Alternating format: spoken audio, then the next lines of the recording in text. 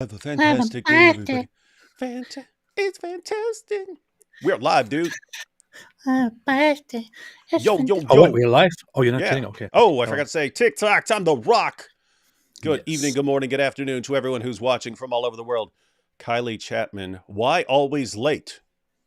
I'm not going to name any names, but his initials are AP. I was here 5 minutes after it was time to go live, so don't blame me.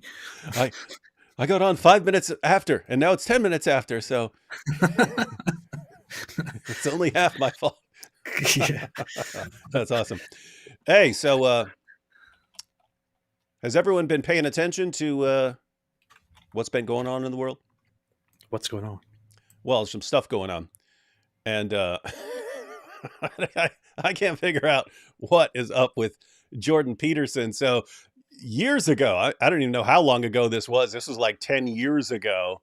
That's when he was giving, I think it was it one of his Bible lectures or something like that? He was giving a lecture. And then he had a question from a Muslim in the audience who was asking him about some stuff. I think asking him about Muhammad or something like that.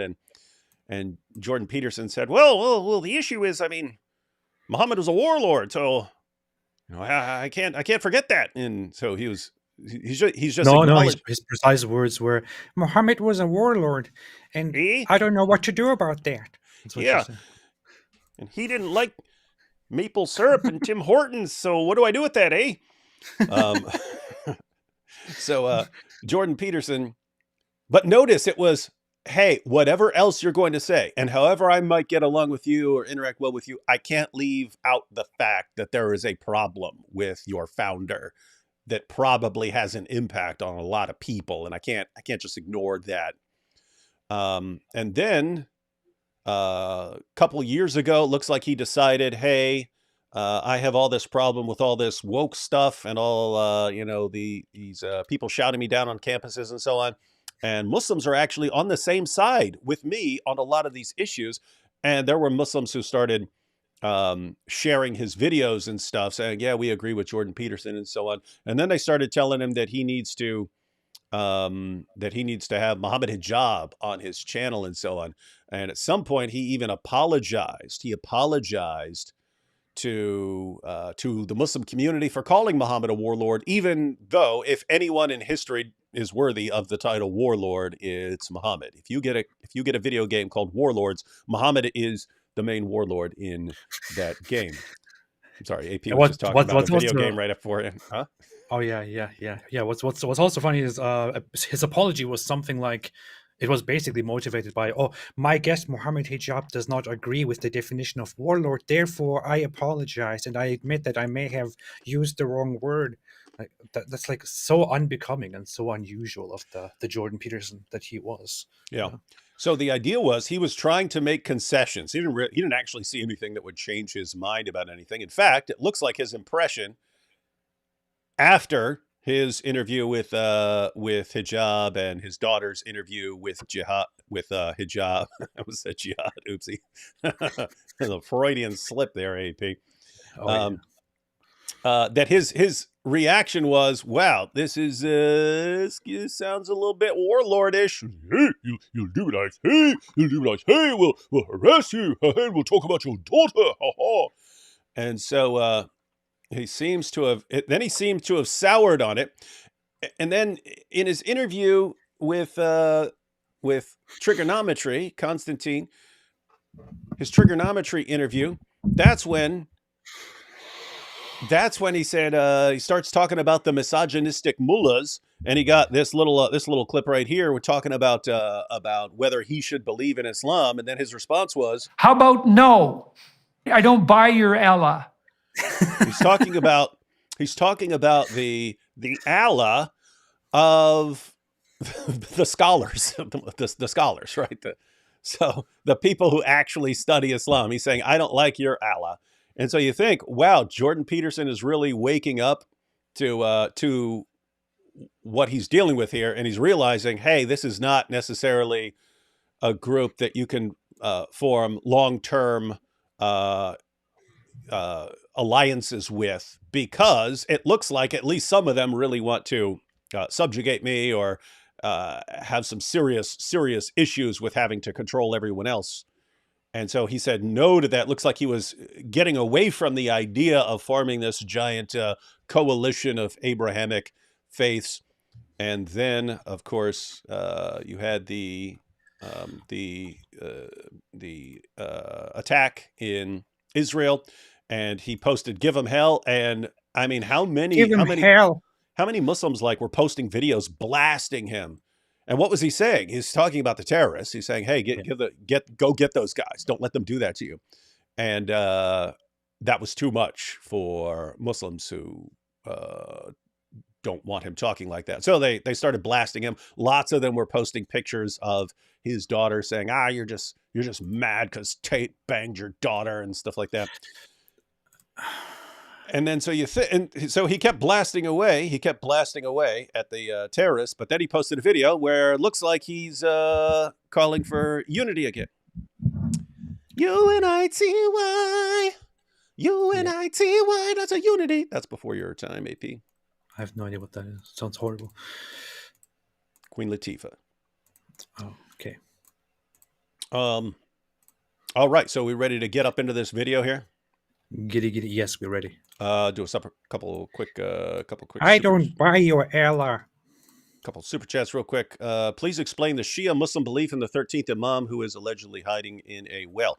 Didn't the Iranian government build a road to that well? I don't know about the Iranians building any roads, but we need to do a live stream I think we've talked about this before, like going through the different sects, because Shias actually break down into several different groups based on which person they followed over time. Like there would be the previous Imam, and then he would have different sons, and some of them would side with one son and some would say no, it's the other son, and so you just end up with a different sect and so on. So we need to find like a good chart and have it up on the screen and kind of go through it at some point. I think that would be pretty cool. Also from Apu Bakr, is it true that Islam teaches that even the most courageous jihadis who are killed in battle will not go to Jannah if they are killed in war by women? I've heard that. I don't recall seeing that. Yeah, I don't remember seeing such an authentic source. That might be something to look into, though, because I've heard it from so many people, but I don't recall like reading it in the hadith or anything. But I've never looked for that. So if anyone else knows where that's coming from, let us know here. And please explain how the Iranian Shias want to bring about the Islamic Armageddon. Is that future final battle located in a town in Syria? You're talking about a lot of end time stuff here that I don't really study. I can give a little bit information on that, just a minor stuff that some people might want to know. It's just that so 12 for Shia is the main branch in Iran of Shia Muslims, and they believe that there are supposed to be 12 imams, and the 12th he came a long time ago. At that time, they thought he's the last one, and the end will come, but nothing happened, and they created this whole mythology that imam actually disappeared. He went into a kind of a state of hiding in like a parallel world state, and he's still there, and he's still waiting for things to get out of hand, or for the Shia Muslims to become proper Muslims, so that he can come back as the Mahdi and fight at the end of time. And if you ask them, but had you asked them every single year over the last half millennium or more, they would have told you, "Oh, it's soon. It's soon. The signs are here. It is soon. It will happen very, very soon." And so, with every conflict that happens, they keep saying, "Okay, in Iran, we now have the Mahdi's government. We are in charge. He's waiting. Soon, it looks like he will come back, and then everything will start." And they usually think that Iran will be the leader of that Mahdi's fight. It's kind of messed up. Yeah. Who do we know? Do we know anyone who's like specializes in this? Like people always ask about end time stuff. Like I don't even study end time stuff in Christianity. Like if you say, David, what does Revelations mean? I mean, I don't know. Jesus wins. That's my takeaway. Jesus wins. What about? I don't know. What about? I don't know the details or anything else. But Yeah. So yeah, we need to find someone, because some of this stuff is important, as far as like what people are aiming at, and especially any differences between like what Shias think about end times, what Sunnis are looking for, and things like that. So yeah, we should find someone. If you guys know anyone who's really good at that stuff, let us know. In fact, even if I mean, if a Muslim wants to come on and break it down for us, I'd be happy to have a Muslim on here breaking down view of the end times. Yeah. Grow Better says, paying my gambling debt. Well, this is a good way to pay your gambling debts. Aban here says, hi, D Wood and AP. I have a degree in leather straps of the anus with holes in the narrative. That's probably. So we got another Oxford grad here, like Muhammad Hijab, because that is the best place to study that. Now I'm wondering, is it a bachelor's degree, or are we talking master's or doctorate in leather straps of the anus? For anyone who's watching doesn't know what we're talking about, it's kind of an ongoing thing. We're talking about you got the holes in the narrative. That's wait, matter of fact, the standard narrative has holes in it. Oh, that's Sheikh Yasser Qadi acknowledging that they don't really have an explanation for differences in the Muslim sources that could still make it sound like it's been perfectly preserved. And the leather straps, that's just a quotation from Muhammad, where he said the eyes of the leather strap of the anus. And it would be one thing if he just said that, but this is the same guy who brags that his miracle is the brilliant way that he expresses himself. That's in the sources. That's what he's been blessed with, a way of expressing his ideas and thoughts in the most eloquent, beautiful way. And you look at what it's all, hey, Satan pees in your ear. Oh, Satan sleeps in your nose. Sounds like it was made. When Satan hears the adhan, he runs away farting. And it's like, it sounds like it was made for a 3-year-old. It's like, this is something that would appeal to my 5-year-old son. And at this point, he may even think it's too childish. But yeah, that's what we got. And Francis here says, here's my shekels, except as my jizya. Smashallah. Alhamdulillah. The Nay here says, David, will you be jihadi if you convert to Islam? I've always said that for years. Like, because I've always thought that like Salafis they've got it right on Islam. I have to say, some of the alternatives have a better case than I'm aware of. I've always thought, okay, if you had a stronger case, then you'd be more popular. But like even your close buddy Khalil Andani, AP, like he was talking about Neoplatonism and stuff, and how this is in the source. I'm thinking, are you like, I'm thinking like, are you crazy? Are you serious? You think that Muhammad's talking about like it's actually being like some sort of Neoplatonism or something like that? Really? Of course. And I listened to his debate with Jake, and I was like, oh, you can read some of these passages that way. You can read some of these hadiths that way. So anyway, yeah, if I were to convert, I would have to do a little investigating to see if anyone does have a better case. But if they don't, then I'm pretty sure I'd be a jihadi. I think Muhammad was actually a scholar and expert in Neoplatonism. Yeah. And one possible explanation would be just because, notice, you see the influence, at least going with the Sunni understanding and not the Ismaili Shia understanding. You can see in the sources that he's being influenced by like Gnostic and Docetist texts and so on. So there are a bunch of interesting ideas going around. But guess what? I mean, there were philosophical groups that had influence there. So it's possible that he's got some of those ideas too. Anyway. Alhamdulillah. Aiden here says, much love to you both. And David, it's been a minute. Hope you're doing well. Ever gonna make your way back towards New York again? I hope not. That's rude. So if I ever go back to New York, I'll be like Snake Plissken in Escape from New York, where it's because they've turned the entire city into a prison and they need me to go on a mission there to rescue someone. You don't know what I'm talking about, AP, but I thought you meant killing spree. Yeah. Snake Plissken. Look him up. I was rewatching Islamicize Me, and I'm so grateful you're a Christian, not a Muslim, David. Imagine if you were. Everyone's bringing that up. What languages do you guys know? I've got English down. I went all the way through advanced classical Greek in graduate school. Never used it at all after that, so I forget pretty much all of it. Although I can kind of get the gist sometimes when I'm reading a little bit. And I took all the way through advanced German in college, never used any of it. And therefore I can kind of get the gist sometimes when I'm reading a passage or something like that, but don't remember. So I learn them pretty quickly, and I forget them even more quickly if I'm not using them. But AP, you actually stay active, so you're like fluent in multiple languages, right? Yeah, I mean, I speak English, which is very surprising, of course, to everyone who's hearing this right now. Well, Then I speak kind of broken English, but I speak Turkish and I speak German, so all of those fluently. And aside from that, I also speak a very advanced level of Japanese and Arabic, as in, knowing a few words here and there. Yeah. domo arigato. Konnichiwa. Yeah. It's funny. The other day when you were saying bombing, you're bombing them. They're bombing, right? And I was like, I thought it would be funny if I said the B is silent, and then you go, ombing them. Would that be funny? Would that have been funny? Yes.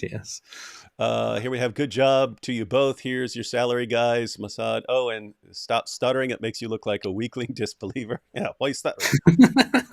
AP, why are you stuttering? Why are you stuttering? I'm not stuttering. How's it going, David? AP, I can't help but see the hypocrisy in Peterson addressing Islam and religious problems. Thoughts, much love.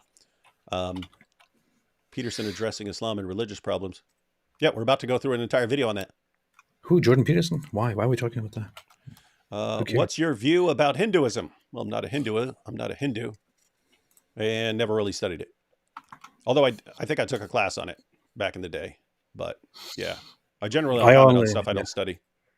I have a few books on it. I took a general course.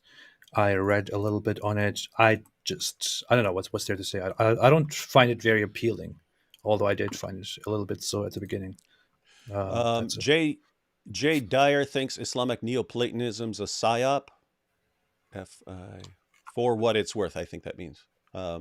Yes.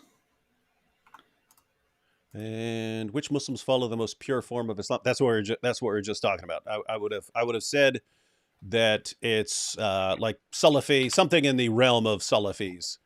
But I also have to acknowledge that I've spent by far the most time studying Sunni sources, and that does look like what you get if you go with the Sunni sources. There are other positions within Islam, and so yeah, I'm acknowledging that I may be seriously biased in favor of Sunni positions as far as what authentic Islam is, just because I focus most on that. Look, David would admit he's biased. David says he's biased. You see? So even the Salafis are kind of they add to the fundamental knowledge that you get from the Quran and even the Hadith, and they add certain beliefs that are not entirely authenticated. They are all kind of, over history, they are politically motivated and influenced in a way. Mm-hmm. I would say the most accurate would be to go even further than Salafi and just go to the very fundamentals of the Quran and the Hadith and disregard everything that has a little bit of doubt in it. And such a branch just doesn't exist. Yeah, and that's part of the other thing is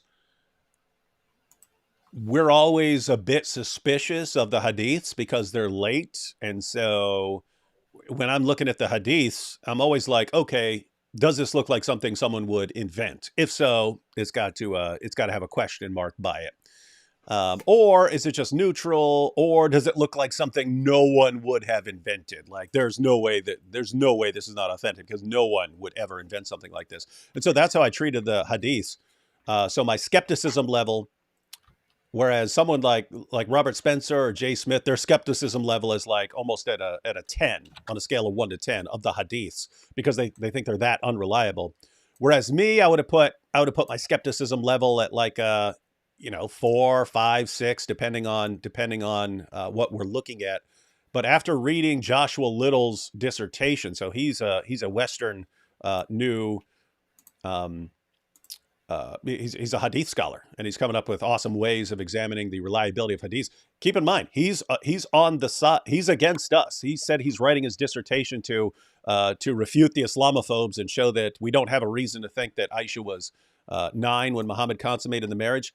and you actually look at it, it's because he doesn't think the hadiths are reliable at all. And he gives a pretty awesome case for why you just can't trust these hadiths at all. And so he has called into question, even in my mind, the reliability of Sunni hadiths and so on. And so I'm not in a position to say that like Sunni Islam, or let alone, specifically Salafi type Sunni Islam, is actually authentic. It looks like the sources are way worse than I thought as far as the reliability. What a weakling. Yeah, are we going to watch the video? Or are we just going to... what are we doing? Should we go through this? Let's go. Let me just zoom through these real quick. We'll talk about them. Which Muslims follow the most pure form of Islam? I talk about that. Jordan Peterson wants Christian Muslims and Jews to unite for what? You'll see. We're going to watch it. Day 2 of asking AP for a GoFundMe for Prophet Tales. Yeah, get on it, AP. Yeah. Okay. Yeah. I'll see. Carol B. Made for God. Have you been watching Jordan's Exodus series? I have found it to be incredibly interesting personally. Something I want to watch. Haven't checked it out yet. Because he goes into, he brings out a lot of interesting stuff. Can Moses Adam existent be proved by archaeology? No.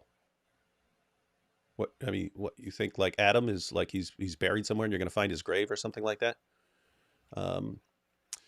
Kate.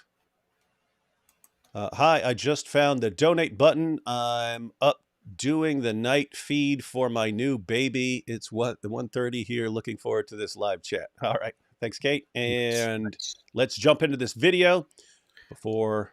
This is actually Mossad disguised as a regular person who's, just living their life. This is how they pay us. That's how we go. It's the only way to transfer shekels to us. Yes. Without leaving an obvious paper trail. All right, ladies and gentlemen, here we have Jordan Peterson giving his awesome. I don't even remember anything he said in this, really. I just remember that he was kind of back to, hey, let's all get along and we'll all be buddies again. Let's check it out. I don't remember because I didn't watch it. Hello, everyone. You didn't watch this? No, I didn't watch it. Well, your heart's about to melt. Although you're going to be sad because atheists aren't included. It's Jews, Christians, and Muslims against you. What? I'm leaving, man. Okay, all right. Here we go. Let's watch. The time I write something, when there's something particularly complex happening, and I have to get my thoughts in close formal order. And so I did that this week. I wrote an article for the Telegraph. I'm going to read it here. It's called "I'm Pro-Muslim, but Anti-Thug." Over the past few years, I've engaged... That doesn't make sense. That doesn't make sense. Yeah. Okay. Continue. Yeah, and that's something that's ongoing. Now he seems to be thinking exactly what a lot of Westerners think. They think, hey, what are you talking about, man? Like, this is like, in college, I had friends who were Muslims. We got along. We were pals. It didn't seem terribly different. In fact, and I think this is what he's thinking, in lots of situations, I seem to align more with Muslims than with a lot of other groups and so on. And so, I'm thinking, oh, okay, you've got, bin Laden or something doing something like that. But like, I understood, okay, this is in their sources because I was reading their sources. But you still think, when you're thinking, oh, okay, well, who is actually in the Muslim community? Seems like a bunch of people I get along with. And so I think that's what Jordan Peterson is back to now, and thinking that the Muhammad hijabs of the world are just like the exceptions. Jordan, check their numbers, check their views, check how people celebrate them, and then check how many people are following the guys you like and are friends with. Yeah.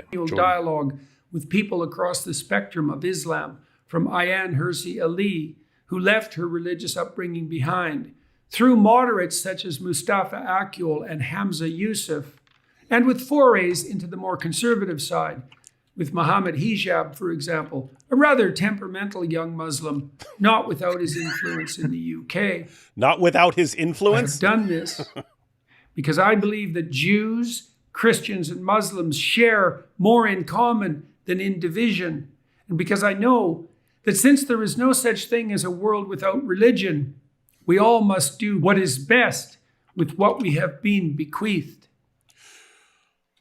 With what we have been what? Bequeathed. It's just, Who it's said just, this just what you've been given. This is the world that we have. We've been given this world. And interesting thought right there. He's saying there is no world without religion. That's a fantasy of the new atheists like AP. He's saying, no, you're not going to have a world without religion. You're not going to have this atheist utopia. You need to live with the fact that we've got Christians, Muslims, and Jews. how about no? And he's saying, so we need to just do the best we can with what we've got. And we have more in common than we have differences. So quit focusing on the differences. Focus on the common ground we have. And that sounds pretty delusional to me when you think about what the difference is. One of the differences that we're supposed to look beyond and focus on our common ground. So what's the common ground? Oh, we believe in God, we believe in revelation, we believe that there's a moral code, we believe in a judgment, we believe in all kinds of things. So we have that common ground. Okay, for me, AP, you can share your thoughts. For me, it's kind of a deal breaker when one side wants to exterminate the other groups or violently subjugate them. Why? Yeah, that's just an ongoing issue for me. And notice this goes back to PBD podcast, but even before that with Ali Dawa and so on, saying, of course we're going to kill apostates and so on. It's like, okay, if someone left Islam and became a Christian, he is, according to you, to be put to death. And so I'm going to form alliances and get along with people who say that if someone becomes a Christian, decides to follow Jesus, then he has to be executed. And I'm supposed to say, oh, okay, I've got a lot of common ground with that guy because we have certain beliefs that Muhammad copied, and therefore we're buddies. What are your thoughts on all this? And now let's talk about Dylan Mulvaney. Yeah. So what do my you think? thoughts on this are because you're not even part of his discussion here. He's talking about the people of the book and Muslims all. I know you're not part of the discussion. When I sit here and listen to this stuff that he's saying, I'm like, I just feel like the same thing with Patrick Bet-David. When they give these speeches and make these suggestions, I sit here and think, oh, nice, okay, yeah, sure, yeah. Let's come together so that you guys can form a friendship with, a strategic friendship with those guys who, first thing, just want me executed. Fantastic, a very great idea. Why haven't I thought about that before? Yes, let's indeed do that. Let's come together and do exactly that. Fantastic. I will help you make this happen. That's what I think about this. Of course, it's delusional. He, after so much talking to the Muslim apologists, he still doesn't understand Islam. He still doesn't understand the Muslim way of thinking. He still doesn't get that they are not after an actual friendship or alliance. He should know that even his conversation with Muhammad Hijab, for example, it was all about just in the end trying to convert him to Islam and using him as as a channel to impress more people and turn them into Muslims. It was pretty clear. I mean, at the end of the conversation that he had with Hamza Tortis and Muhammad Hijab, they basically asked him, so what do you think? What are your thoughts? And the implication there was basically, are you ready to convert to Islam? There is no friendship possible. He should be seeing this. And if he still doesn't understand Islam, somebody really needs to educate him on this. Yeah, and I mean, again, it's a weird situation because I get it. I get saying here are all these things that I'm concerned about going on in the world and in society, and there are lots of Muslims out there who are on the same side of this issue with me, and so why wouldn't I want to work together with them? And we say, okay, but it's actually built into the ideology. It's built into the system that the rest of the world has to be violently subjugated and that apostates have to be killed and so on. But there are lots of Muslims who don't believe those things, who don't believe those, who either haven't studied or they reinterpret them or something, or they use different sources and so on. And so it's not like there's only one Islam that I'm therefore reject. So why wouldn't I work with certain people? And he just seems to not get how prominent those positions are within Islam and how popular they are and how, yeah, any plans for working together against some common cause? Keep in mind who keeps rising to the surface. Again, I've met Muslims who are some of the nicest people in the world. They're not the ones who become popular for some reason. What is the reason? Why? Why is it? We will never know. The world may never know. A couple of super chats here. If Muhammad said there would be 73 sects and only one true, shouldn't jihadis go after the fake Muslims first? They do. That's exactly what ISIS did. They were supposedly cleansing the ummah from any sort of false understandings and so on, thinking that Allah was going to then bless them to take over the world. Didn't work out according to plan. Yeah. Can you explain the history of Jewish expulsion? Not sure what you mean there. And that would kind of be a lot, even if I did understand what you're specifically referring to. Let's see there. There is a book that is actually very short. It's like 4 hours long or so. It's called The History of the Jews or something like that. And it packs the vast history into just very few hours. It's an interesting read. Chris L says, hey, David, off topic, but what is the objective morality argument? I heard the one that uses slave owning as an example, but I never understood it. Yeah, I'm not sure exactly what you're referring to here. We can do a live stream going through arguments for objective morality. There are a bunch of different arguments for objective morality, but you know, it all comes down to we have moral views. Some of them can be influenced by society. Some of them can be influenced by biology or something like that. Is there something that is actually objectively, are there moral facts? Are there moral claims that are actually true and not just something that our society taught us and that we could have been taught differently, or something that we're just biologically conditioned to do, like having a herd instinct, like animals that have a herd instinct where they protect each other would have better chances of survival and so on. Is there something that is actually, are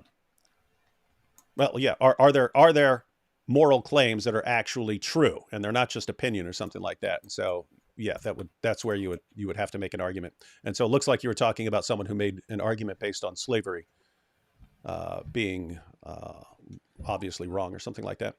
Agazian, but yeah, it's a topic I'm interested in. So yeah, we could do future discussions. I am pro-Muslim. I miss Christopher Hitchens. I'm pro-Muslim. I miss Christopher Hitchens. I'm trying to remember if there's a reference there to something he said. I don't know. Christopher Hitchens is cool. David, I have a question. Meet Greek. David, I have a question. Do you think the Quran does not deny the crucifixion of Jesus? There's a video of you saying you don't believe it denies it, assuming it's out of context since it was a Muslim. No, it's I'm saying I'm not convinced now that the Quran is denying it when you look at some other ways of interpreting it. Because keep in mind, it's only one verse. It's only one verse that denies the crucifixion. There are some other verses that sound like the Quran isn't denying the death and crucifixion of Jesus. And so the question is, well, the clearest one is Surah 4, verse 157, which denies the crucifixion. It seems to be clearer than the others. So what's going on there? And then you have claims about what Allah's actually saying. And some of the claims are that, what Allah's really saying there is you didn't kill him. It was Allah using you to accomplish his purposes in the world, because you have that, like Muslims are told after battle, it wasn't you who killed them. It was Allah sort of doing it through you. And so I don't know if that's correct. Again, if you read Surah 4, 157, you can read it 100 times. It will always sound like it's denying the crucifixion of Jesus. But I can see other factors here. And there's just not enough to go on. There's just not enough to go on to say, oh, no, it's clearly doing it. It's one verse. It's one verse. And there are ways to reinterpret that verse. So that's kind of, yeah, I can no longer say that I am convinced that the Quran is denying the crucifixion. How dare you? Definitely later Sunni sources and commentaries on there are clearly denying the crucifixion. But yeah, don't know. Mm-hmm. How would you react when you die that Islam is true? Well, I'd be like, seriously? The best you could do is send some caravan robber who is obsessed with deflowering virgins? Like that's your guy. Yeah, if I was faced with that and it turns out it's Islam was actually right in the end, I would be like, come on, man, are you kidding me? Yeah. Really? Really, bro. What is this? Drake says, I wonder if JP is falling for the idea that Islam also incorporates the literature and beliefs of past Abrahamic religions rather than just making everything up and calling themselves Abrahamic. Yeah, he might think of this as like some sort of spectrum, and he has some interesting ideas where he interprets everything like psychologically, so it's not clear what he thinks is really true and false. Well, if you don't understand, the enemy is not outside; it's actually inside, and it's like the Tower of Babylon, and all of that. And then he references things that are never mentioned in Islam because he thinks it's all Abrahamic. Yeah, so pretty accurate actually. But let's see what Jordan here is getting at. Yes. I find myself in some arguably serious online trouble this week, nonetheless. Although I realize I'm far from alone in this, because I indicated my desire that the authorities in Israel give the terrorists who invaded their land and tortured and killed their citizens the hell that they most truly deserve. How could I say such a thing while simultaneously maintaining my desire for a rapprochement between the peoples of the Abrahamic tradition? Let us begin that discussion by rendering... What did he say? Did he say, how can I hold the position that you need to crush Hamas and still claim that, is that what he said? But still claim that we all need to get along? I think so. Why does he have such a horrible microphone? I don't know. Anyway. Looks like he might be traveling or something. It's not his normal recording spot. Maybe. I don't know. Caesar what is Caesar's, and unto God what is God's. God. The attack on Israel last week by the monsters of Hamas occurred. You said monsters? You see, you're siding against them. Shame on you. As far as I am concerned, not because Muslims and Jews must, by religious necessity, be at each other's throats. There's the problem. He doesn't. He doesn't seem to think that Islam actually requires this, like it's actually part of Islam. Now, to be fair, I would say what you can say is if you're not. If you're in a place like the U.S. or something like this and you make up 1% of the population, yeah, you're not supposed to be going out and subjugating people but the answer is not because that's not the ultimate goal. The reason is you can't hope to win, so don't do it. Don't try it. And that's why we have Sheikh Asim al-Hakim saying, yeah, right now you should be planning. You should be working and building up the Ummah for the day when we can go door to door, giving people the options of convert, pay us, or be executed. But he doesn't seem to think like this is part of the religion. I don't know. He may still think that this is just what some people believe and that it's not actually connected to the sources. I mean, I feel like that's what I thought too. But honestly, right now I feel like he is actually aware that Islam is fundamentally against others, and that Islam is fundamentally against peace, but he somehow is trapped inside the delusion that he could somehow influence people nevertheless, or influence Muslims nevertheless, and teach them a different way, a different peaceful way, and kind of make an impact. I don't know. It's like. It reminds me of Lex Friedman you've seen. Recently, he made a tweet where he said... Yeah. All religions teach love. Yeah, every religion teaches love. Let's just remember that. And he deleted that tweet later because people were like, what are you talking about? Please be quiet. And it's kind of the same sentiment. Like they know that they are speaking nonsense, but they think they can somehow contribute to peace when it's fundamentally against the very religion they're talking about. Yeah, I guess the idea is, well, look, since there are people who don't take these commands to like kill apostates or something like that terribly seriously, therefore, even given what the texts say, it doesn't mean that people have to follow it. So it's good to align with those kinds of people and to get along with them and to build bridges and talk about Dylan Mulvaney and things like that. And it's just, I don't know. It seems like at any given time, you have the more aggressive speaker come in and just say, okay, guys, it's time to go ballistic right now. And a ton of people will agree with him. Yeah. Let's see. Let's see what he says. Let's see what else he says. But because Iran, a country run by thugs and deemed so even by its own people, has become very concerned that the rulers of Saudi Arabia will continue in their laudable attempts to formulate a productive peace with Israel. 4 Arab countries recently signed the Abraham Accords, a Trump-era initiative that should have garnered that ex-president, for all his manifold faults, a Nobel Peace Prize, at least in a world where the likes of Barack Obama were deemed worthy of such an honor.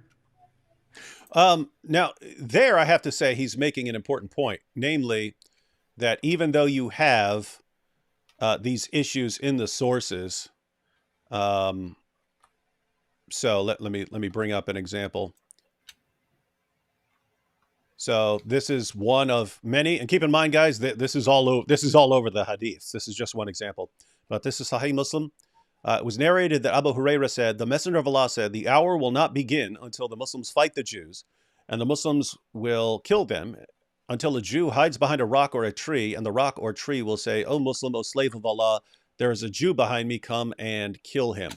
So, assuming that he is aware of these things, which is your view. Your view is that he actually understands what Islam teaches on these things and some of the problems in Islam. Looks like what he's saying here is, yeah, but people are still able to get past this. Look at Saudi Arabia and other Muslim countries trying to normalize relations with Israel. That means that it is possible. It is possible for peace. It is possible that we just don't have to go through with this cycle of violence. And some of these countries can get along. And then he's pointing the finger at Iran, saying Iran derailed the thing, which is correct. Looks like Iran deliberately wanted to derail any sort of agreements between Saudi Arabia and Israel and so on, and therefore politically motivated this attack. And as far as that's concerned, Jordan Peterson is correct in the sense that you can, in spite of what Muhammad taught, you can have countries getting along and not supporting terrorism and so on. So the question is, like, realistically, how much emphasis should you be putting on trying to go down that road and trying to normalize relations and so on? Yeah. Any thoughts on this? No. Yeah, it's I don't know. It's such a weird situation, right? Because guess what? I would absolutely love for Israel and Muslim countries to get along. I'd love it. And I think you should work towards it.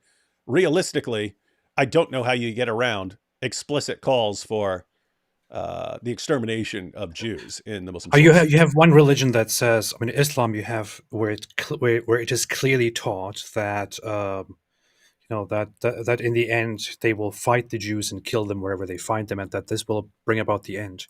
You can now come out of this and kind of try to, okay, but despite that, we can find common ground. It just doesn't work. I'm sorry. You can maybe reach a few people here and there, but it doesn't work. And I would just say, so that's a hopeless approach. The only approach that I think works is to tell Muslims that Muhammad is a false prophet, that Islam is not true, that they should stop following and stop trusting his word about the end. Anthony Stevens says, love what you guys are doing, AP and D Wood. Side note, if you want someone who makes a purely biblical case for annihilationism, you should try and have on Chris Date and Rethinking Hell Ministry. Yeah, for anyone who's new here, we've been talking about getting some representatives of different positions and seeing what kind of case they can make and who has the most coherent case. We're actually having on Mike Jones of Inspiring Philosophy this Thursday for a discussion. I asked him, someone said he's an annihilationist. I messaged him and said, hey, are you an annihilationist? And he said, I think he said something like kind of, or sort of, or something like that. So I don't know. I don't actually know. I don't know what his position is. So, but we're going to have him on. He's going to break down his position, and then me and AP are going to make fun of it and tell him we're going to destroy him. Yeah, we're going to completely own and destroy him. We're going to make him regret that he ever decided. Oh, but yes, depending on how much IP's view differs from standard annihilationism, like if it's close enough to annihilationism, to standard annihilationism, then we'll just say that we've covered annihilationism. If he gives a somewhat different view from what someone like Chris Date would give, then yeah, we'll probably have on like someone else to represent that position. But yeah, we'll find it. We'll find out on Thursday. Inshallah. Behind the Arab signatories, who were essentially the United Arab Emirates, Bahrain, Morocco, and Sudan, stood the Saudis, without whose tacit agreement no such steps would have been taken. And everyone knew it. Joe Biden and the Democrats had a historic and unparalleled opportunity to bring the Saudis into the fold soon after they took power from Trump. Instead, demonstrating an almost miraculous short-sightedness, they alienated that sometimes troublesome Middle Eastern power almost immediately after adopting office, choosing instead of peace the opportunity to deny to the previous president of the United States any of the honor he most truly deserved for his revolutionary breakthrough. So here it looks like he's saying the Trump administration was doing a good job of getting Muslim countries to come to agreeable terms with Israel, and that the new administration sounds like he's saying that they wanted to derail it just so Trump doesn't get credit for fixing anything. I don't know. I haven't been following the politics that much. I'm not. I know I know it's true that that the Trump administration actually worked toward uniting some of the countries in the Middle East and on the Arabian Peninsula and otherwise in the Arab world to let go of that whole division, of that whole tribalism, and to come together and to find peace, to recognize each other and to recognize Israel. Not sure if it is entirely accurate to say that it was, like a revolutionary, fantastic plan, because yes, the Trump administration was doing that, but on the other hand, the Palestinian side was very, very, very unhappy with the suggestions that the Trump administration was making in terms of reaching a peace process. So I don't know. Yep, I don't know either. One that had been deemed utterly impossible by the blinkered fools who ruled the State Department for decades. To say it again, the Saudis would have come aboard the great ship of the Abraham Accords 2 years ago had Biden seized the opportunity. Instead, he and his fellow Democrats downplayed the significance of the Trump administration's cardinal achievement, just to score the cheapest and most expensive of political points. And here we are again, in consequence, drowning in the blood of many, Israeli and Palestinian alike. Oh, so yeah, that's interesting. He's saying it was all to score political points, derailing the work that the previous administration had accomplished, and the result is another bloodbath. That's a bold statement. Yeah, I don't know. But I know there are probably people in the chat who study this a lot more than I do. What do you guys think? Is that correct? Doesn't mean you agree with Peterson on other things, but it's specifically like the political back and forth that I don't terribly follow. No. Follow if you agree with him on this, then it means you agree with him on everything. Agree with him on everything. How can you agree with someone on one point and not on everything? Yeah. Tatiana says, "How did you two meet, and when was your first live stream together?" I think you started contacting me around the time of Islamicize Me. You're like, "Hey, I got a channel." What was it then? I didn't do such a thing. I think I was actually recording Islamicize Me. I started getting messages from. Yeah, no, I sent you a message one day and said, "Hey, what's up? I got a new channel, and I wanna chat. Maybe let's have a discussion together." And then you sent me a response, which was like something like, "I'm just saying it in my own words. Wow, for a new channel, your channel is growing very fast," or something like that. And then yeah, sure, let's talk. And from there, we set up our first discussion, and then it just kept going. I don't know. Yep. And when was our first live stream together? I'm guessing. Wait, no. I know the year. We had a thing way on. You had me on once to be on your channel, I think, to explain how I became a Christian. I had you on once to explain why you left Islam and became an atheist. I don't remember the order, or is that It even was in correct? 2018. I'm not exactly, but yeah, I had you on first, and then you had me on. Yes, that's how it went. And then we just started going back and forth, and I don't know, it just worked. I don't know how it happened.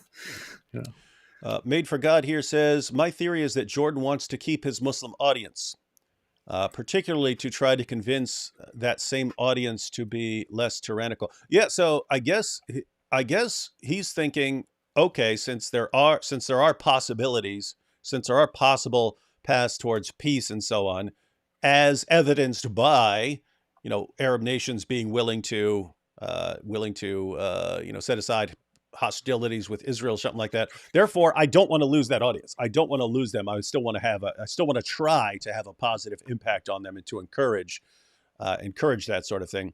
So that's a possibility. The other possibility is he could be focusing on completely different things. He could be thinking of, hey, I have all this LGBTQ stuff and I'm not allowed to speak and government's coming after me and I don't want to lose potential allies in this other thing I'm working on, or some sort of combination. Yeah. I don't buy your allies. I guess we would have to ask him at some point. Inshallah. Powerful. Despite being snubbed in a truly provocative manner and their consequent and justified anger, remember the Saudi unwillingness to provide the U.S. with additional oil when Biden asked. Remember their recent flirtation with China. The Saudi leaders have been strongly considering the continuation and extension of the Abrahamic peace process. In consequence, the totalitarian mullahs of Iran have been driven to desperation, knowing full well that such an agreement would undermine and isolate them fatally. This is... by the way, a lot of this is accurate. So he's pointing out here, Iran is looking at what's going on with Saudi Arabia and everyone else and saying they're in a panic state because that's their main rival. And so if their rival is about to form all sorts of, is about to start getting along with everybody, including Israel and so on, you can't derail that. You'd be totally outmatched, outgunned, and you'd be in all kinds of trouble. Yeah, I mean that's a known fact. There has been a very long-lasting, almost Cold War in the Middle East between Saudi Arabia and Iran, so especially since the Islamic Revolution in Iran, where Iran tries to influence the Muslim world and the Arab world, and they're trying to take the influence away from Saudi Arabia, which they can't do because they don't have the same version of Islam. They don't have the same policies. They're too controversial and all of that. But it is ongoing. They try to appeal to Russia, for example, to use them as an ally to be somehow intimidating and all of that. But yeah, no, that is definitely at the foundation of a lot of what is happening in the Middle East. The same Iran, by the way, that the Democrats under Biden have utterly failed to resist and control, continuing a pattern well established by the aforementioned Nobel laureate Obama. And what of Iran? Is it a shining star in the Islamic firmament? What? Who said that? Who has ever said that? like the whole time he's talking, I'm actually thinking, why does anyone want to get along with Iran? Right? These are the people like going around beating and killing women for taking off their headscarves and so on. Aren't they like the biggest supporters of terrorism, like on the planet? State supporters of terror on the planet. It's like why does anyone want to be on their side of something? It's like for me, it's like in my head, it's like Iran is like North Korea in terms of people like who would be last on my list in the world of anyone that I would be struggling to get along with. Yeah. Don't know what he's going on here. As a Christian, I believe in love your neighbor and praying for those who persecute you, but fail to see religious harmony with evil ideologies. We are in a fallen world. It hurts, but it's true. Yeah, and that's very Islamophobic. Yeah, that's you see people who say, because I'll post something like, "Hey, love your enemies and pray for those who persecute you," and so on. And people say, "Oh, then why do you criticize Islam?" It's like, it never crossed my mind that loving you means keeping my mouth closed while you follow the most obvious false prophet in history and decide that the greatest thing you can do in life is to die slaughtering unbelievers. And it never crossed my mind that it was unloving for me to tell you, hey, stop following the most obvious false prophet in history. I never thought of that. Huh. So the main issue here is people have a really, really distorted view of what loving means, and it's come to mean don't hurt someone's feelings or something like that. Yeah, and I think it was Chesterton who said, people today would think that it's unloving to warn your mother if she's about to walk off a cliff, because you'd have to yell, "Hey, stop! What? You're hurting my feelings." Or is it a country hag-ridden by a pathologically self-serving criminal kleptocracy, religious Did he in say name hag? only? yeah. Let's turn to psychology for a moment to answer that question. Hey, okay, this is cool, because this is actually your field, Jordan. When he's talking about Islam, it's always like it reminds me of like I mean, this has been an issue going back 2,400 years, but where like in Plato, in the Apology, he has Socrates talking about when the oracle at Delphi tells him that he's the wise, or told another guy that there's no one wiser than Socrates, and Socrates is like, "What are you talking about? I don't know anything." He says, "I'll prove it wrong. I'll prove it wrong, or at least prove that it must mean something else, because I'll just go and find people who are wiser than me." And he said he starts going around to the craftsmen and the poets and everyone and asking them what they know. And he finds out, he goes, they don't know anything either. If you're a craftsman, you might know something about your craft, but everyone always makes the same mistake. Oh, I know this, therefore you should trust what I say on other issues. Yeah. And that's just stupid. And so that's kind of how it is with Jordan here. It's like, okay, you're an expert in psychology, very, very intelligent guy. You know some other stuff. You study the Bible very carefully and stuff to do things, but that doesn't mean you know what the heck you're doing when you're dealing with Islam, based on You don't know much about Islam. based on the 3 or 4 live streams you did. And Yeah. There is a form of psychopathology well detailed in recent years, the veritable place where psychological instability meets evil itself. The personality features that are what did you just say? Psychological instability meets evil itself? Mm-hmm. Okay. part and parcel of that danger to integrated psyche and state alike first acquired the nomenclature of dark triad, a combination of Machiavellianism, instrumental manipulativeness and deceit, narcissism, inflated false self-esteem and desire for unearned attention and status, and psychopathy, a malignant mixture of criminal propensity, callousness, and parasitism. Everything he just said sounds like the Dawa community. Yeah. Yes, absolutely yes. The dark triad traits were identified and measured by intellectual descendants of the Canadian Dr. Robert Hare, who spent his life assessing and endeavoring to understand the worst of the habitual criminals, responsible not only for the most barbaric and cruel of misdemeanors, but also for the vast majority of criminal acts. The famous Pareto principle of unequal distribution of talent and acquisition applies to the underworld as well. Just as 1% of the world's inhabitants hold something approximating 70% of the wealth, so 1% of the Where's mine? criminals commit 70% of the crimes. But all that's not bad enough, bad as it is. More recent investigators of the structure of the darkest of temperamental propensities found it necessary to add an extra dimension to the measurement matrix: sadism. Wait, so he's saying there's the dark triad of traits, and now he's saying there's actually an additional one, so a tetrad, and the fourth one is sadism. Yeah. Okay, interesting stuff. This is all a little bit. I feel like this is all a little bit too heavy to write and record something in response to, the Muslim anger.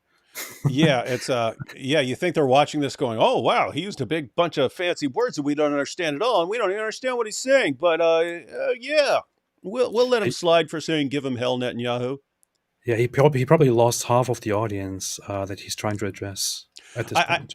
I have to say, sometimes I have to actually like stop and say, "Okay, what did he just say here?" Because Yeah, yeah, he used like 12 4+ syllable words in a row there. So what's he actually saying here? What's interesting is he is actually speaking coherently, and he's using this mhm, vocabulary because he's very well educated. This is actually called the curse of knowledge. Once you have absorbed this and you write articles using these terms, you don't know that like it may be difficult for people who don't regularly use all those words. Like, wait, what did he just say? Because that was a lot of big word.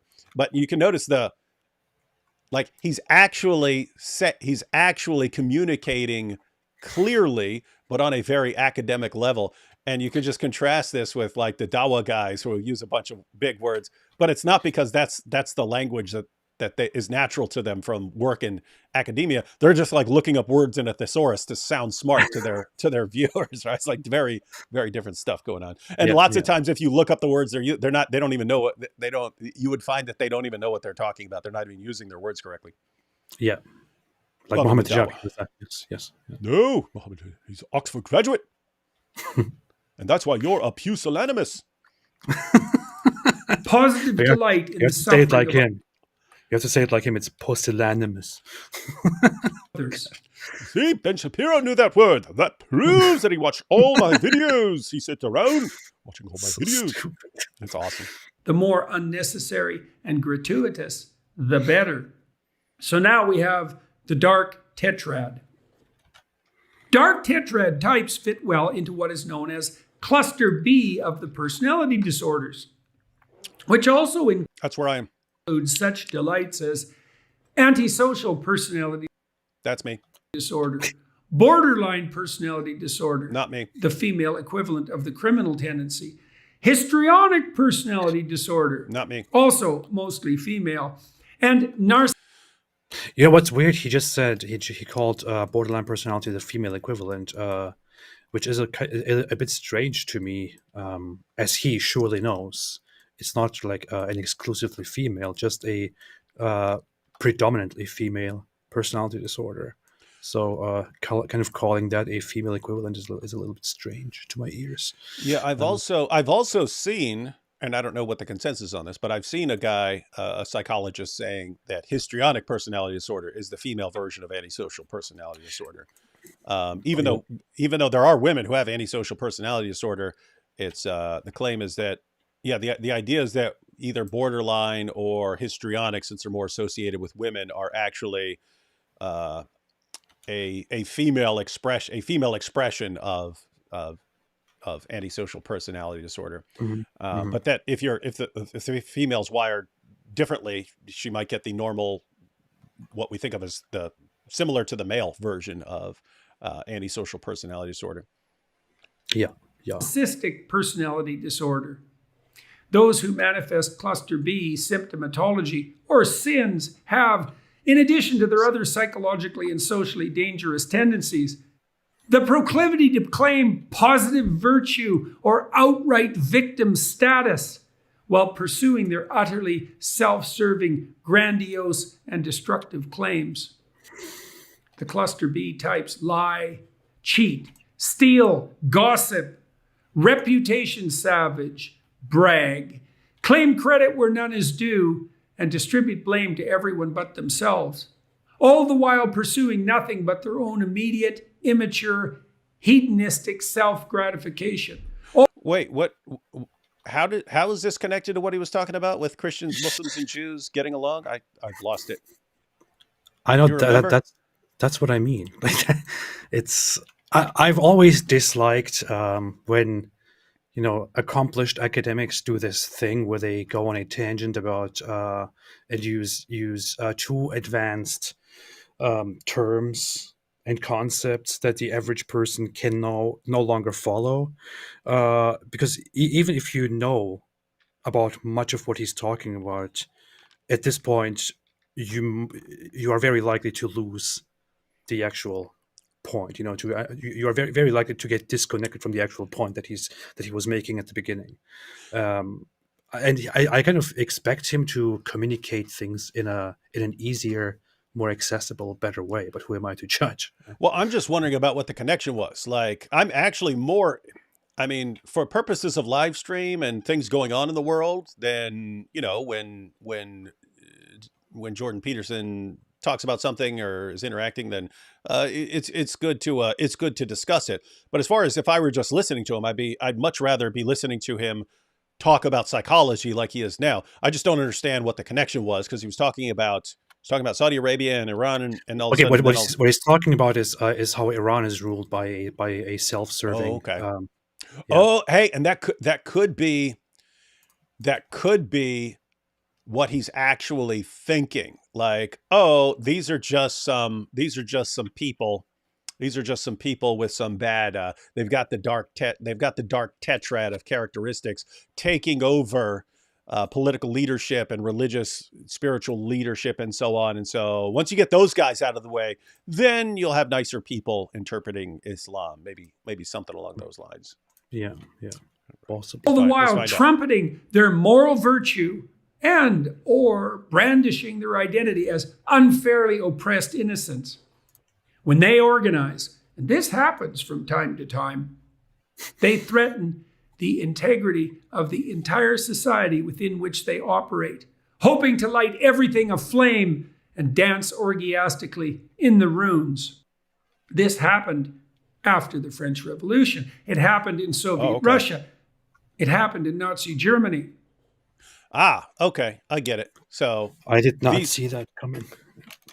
These people, he's saying, keep taking over. So people with this dark tetrad of characteristics keep taking over in societies. They're good. They're good at getting attention to themselves. They're good at proclaiming themselves as virtuous, even though they can be sociopathic and narcissistic and sadistic and so on. And they'll rise to the surface in a population. So French revolutions, hey, great. Look at all these great ideals. And then they're like, it's like chopping people's heads off left and right. And of course, with the Germans, and I guess he's connecting that to the Iranians and so on, that these people keep rising to the surface. And so we need to be aware of them and not let them take over, not let them get power. That's the takeaway. You got people like this, do not let them get power. Yeah. It's happening now in the West with the rise of the woke.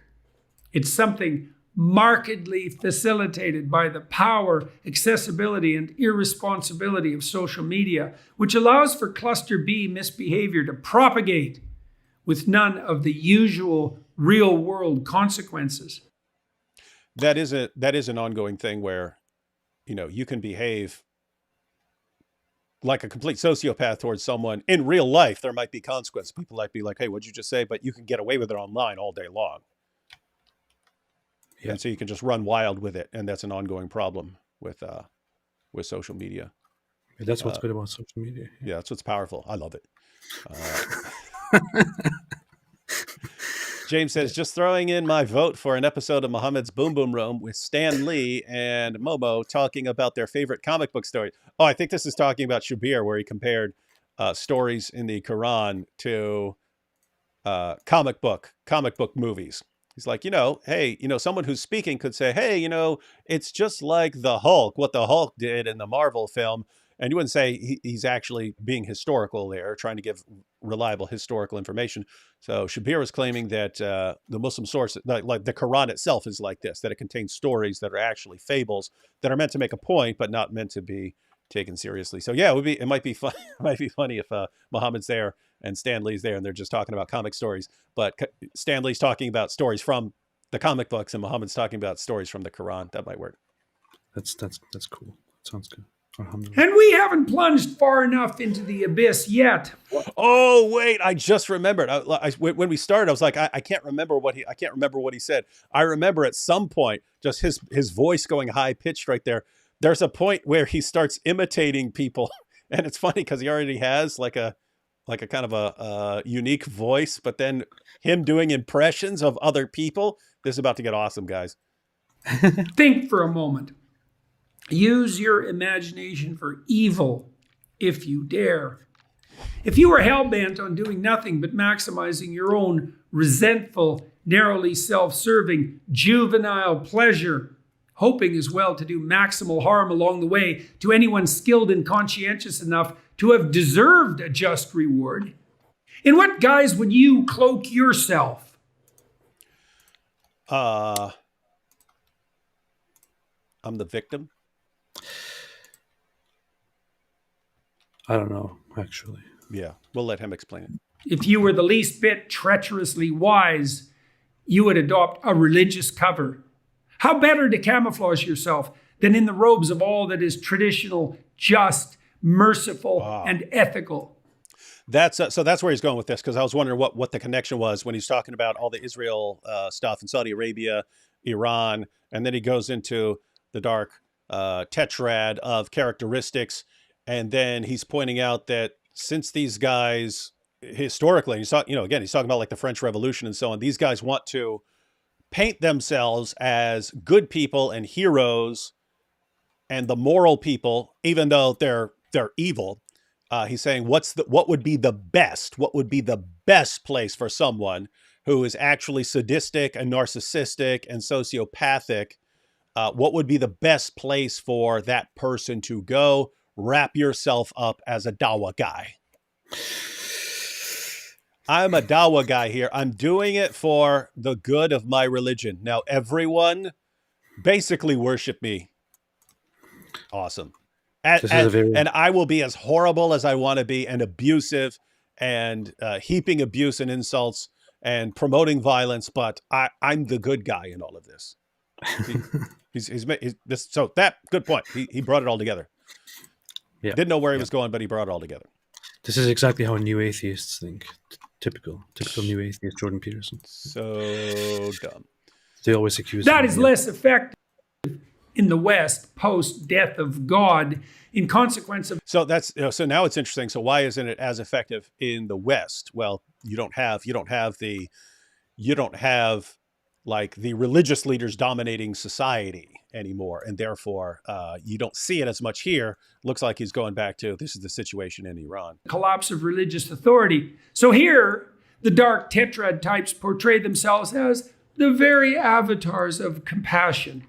We're for the downtrodden, because we can then in good conscience punish the deservedly successful. We're for diversity, because an ethical unity stands against our depredations. We're for inclusivity, because our fetishes and kinks. We need those sounds, man.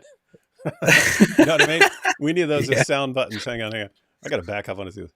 So here, the dark tetrad types portray themselves as the very avatars of compassion. We're for the downtrodden, because we can then in good conscience punish the deservedly successful. So people are successful. If you want to take them down and take their stuff, then that's all you want to do. You just, hey, why work for it when I can just take all their stuff? But since I want to take their stuff, I'm for the downtrodden. We're for diversity, because an ethical unity stands against our depredations. We're for inclusivity, because our fetishes and kinks demand their full expression, and to hell with everyone else. We're for equity, because merit is our sworn enemy.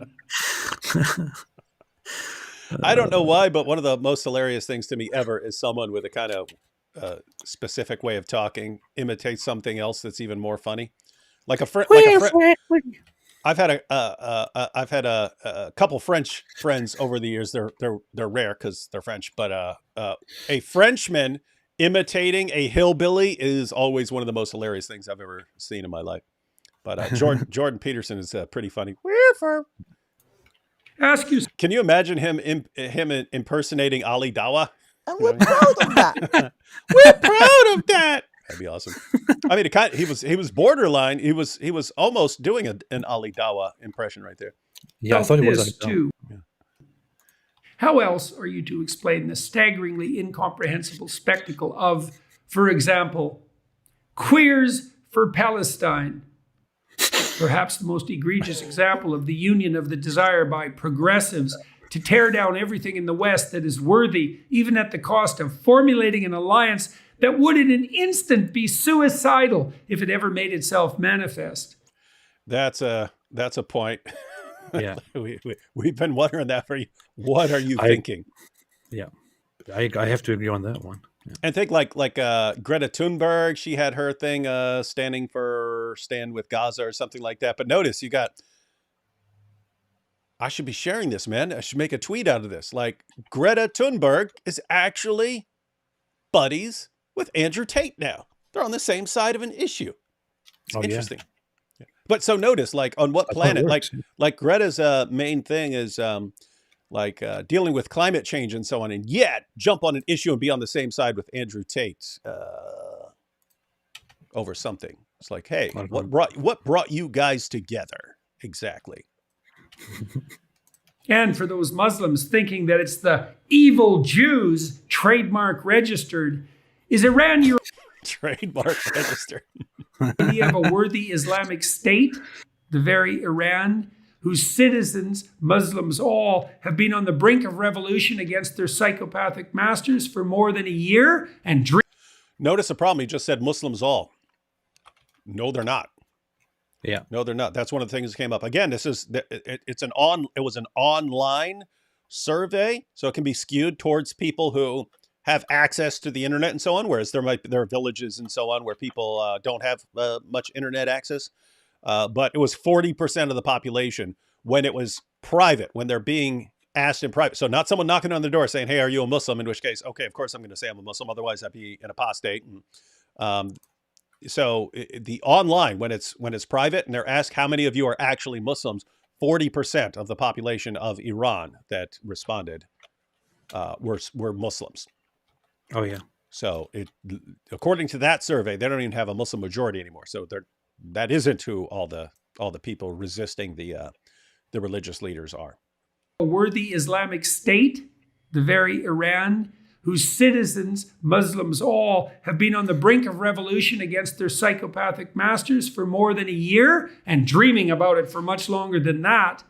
The very Iran whose hypothetically religious leaders have to oppress their own women because that's the only way they can control those uppity sufficiently to have a go at them. Where'd they get the idea of treating women like that, Jordan? They come up with Nobody that knows. from their dark tetrad? Did their dark tetrad just say, hey, we want to control women? And they just We came will up with never that know. idea? We will never know. We'll never know. It's a mystery. Unless you can read. The Iran who has in recent weeks decided to rattle the chains of their Hamas dogs, stating in the background, explicitly or implicitly, unleash the cruelest of your minions, send them to Israel to do their worst. The Jews will respond as they must. Turn the opinion of the Arab world against the Hebrews before we lose our grip. Yeah, so this is Iranian leaders who are in positions of power because of the same reason people who, the guys who led the French Revolution and so on came to power. So they came to power, wrapped themselves up in religious cloaks, even though they're narcissists and psychopaths and so on. And they realize they're in danger of losing their power because there are people who are revolting against them. And so what better way to keep their positions of power than to start things up with Israel? Yeah. That looks like what he's saying here. Mercedes F1 fan says, as a Muslim, let's go get a comment from a Muslim here. As a How Muslim, dare you? Yeah, yes, go ahead. hey, how dare you? As a Muslim, you are taken out of context. In the end times, we will fight the Jews as a battle, for they all committed acts of treachery and betrayal. Oh, No, okay. Well, Notice what he just okay. said. They all committed acts of treachery and betrayal. Yeah, no problem here, man. No problem. They all, we're just killing them because they all deserve to die, because they all committed acts of treachery. Why didn't and you just betrayal. say so? Yeah, Makes yeah. See now I get it. Now I get it. All right. Yeah. So context helps, ladies and gentlemen. Matthew 26:52. Put your sword back in its place. Jesus said to him, "For all who draw the sword will die by the sword." Back to Jordan. What And does if that Matt 3 say? Yeah, let's go to Matt. Well, you've got the lost book of the Council of Nicaea, and that said just kill everybody, but that was taken out. Oh yeah, I get it. means that the Palestinians unite everyone reasonable in the world against them at their great cost, so be it.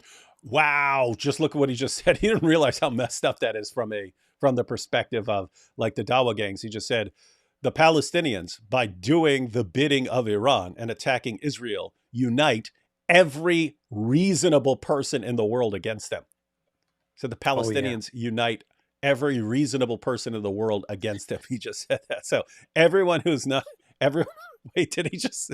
I gotta see. Did he just say that? Because that would be. I think that's what he play it again, because that implies that they're worse. unreasonable. Right?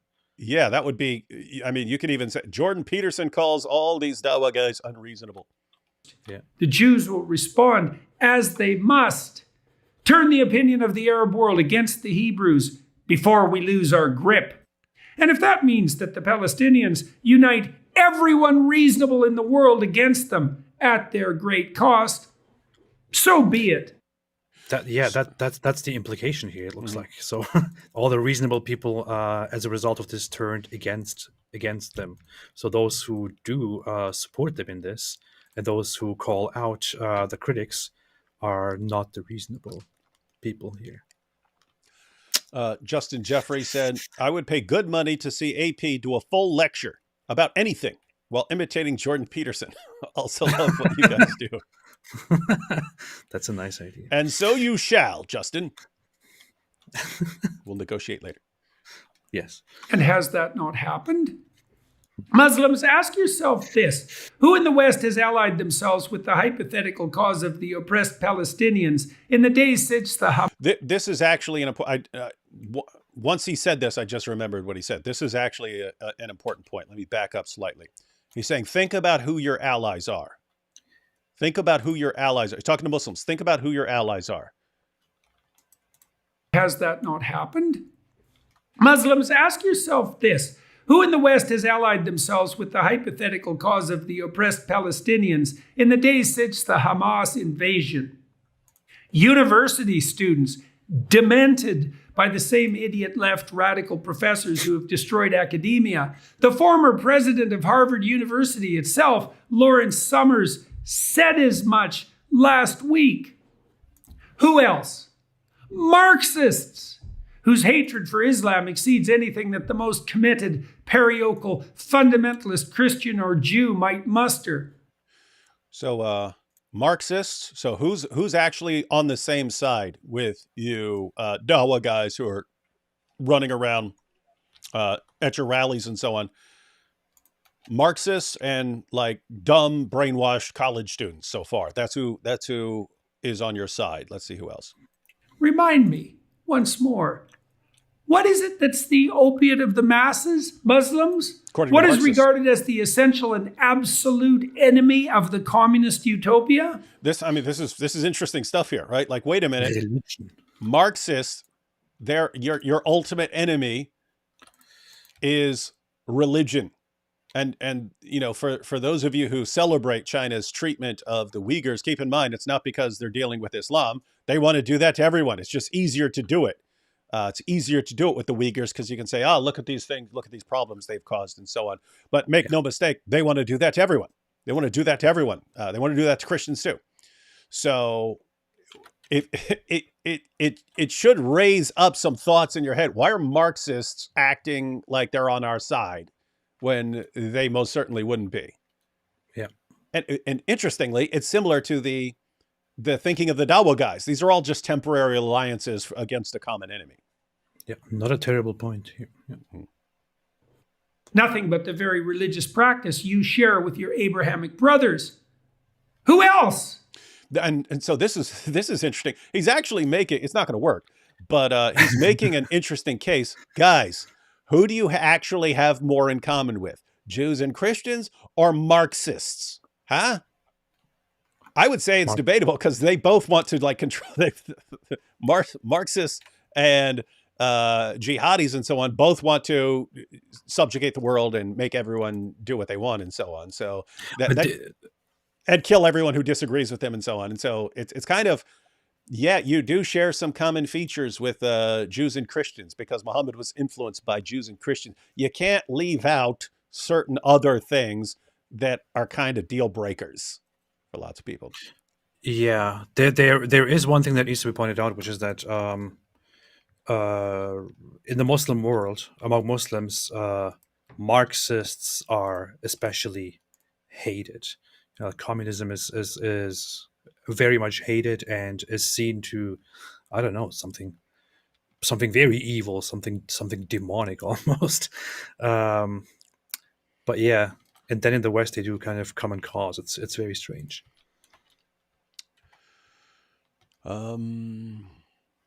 Persian, the Bible translates to Iran, land of division. And am I the only one that noticed the 4 colors of the pan-Arab flag and the Palestine flag are the same 4 symbolic colors of the 4 horsemen: red, black, white, pale equals green.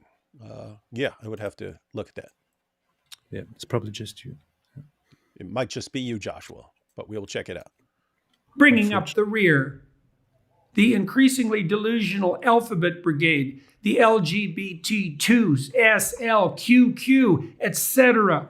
community, foolish and blind enough to assume that commonality of hypothetical oppression is enough to unite it somehow with the mullahs of Tehran and the gangsters of Hamas. Did you just say also, Tehran? let's see. He's making a good point. It's like, hey, you've got the LGBTQ crowd thinking that just if we're all viewing ourselves as victims, that's enough to unite us with people who want to kill us. Like, yeah. That's enough common ground. That's all we need. If we're all victims, and it doesn't matter if they want to exterminate us too. We're all on the same ground here. Increasingly delusional Alphabet Brigade, the LGBT2s, SLQQ, etc. community, foolish and blind enough to assume that commonality of hypothetical oppression is enough to unite it somehow with the mullahs of Tehran and the gangsters of Hamas. Yeah, so you're on the same side. So you got the LGBTQ community, and they're on the same side with mullahs who would execute them and with Hamas who would execute them. Something just happened in my head when he said Tehran. So he says Tehran, so the city, the capital of Iran. But when he said it, it kind of felt like he's combining tyranny, tyrannical. Yeah. Something you like might that. want to call you might want to title a video that the tyrannical leaders of Iran. Yeah. Hazrat says Hazrat Muhazmat. Hazrat Muhazmat. Hazmat. Here are my laundered shekels. The IDF loves Dawood and AP. Thank you for continuing to funnel shekels to us. This one, hey, what is this?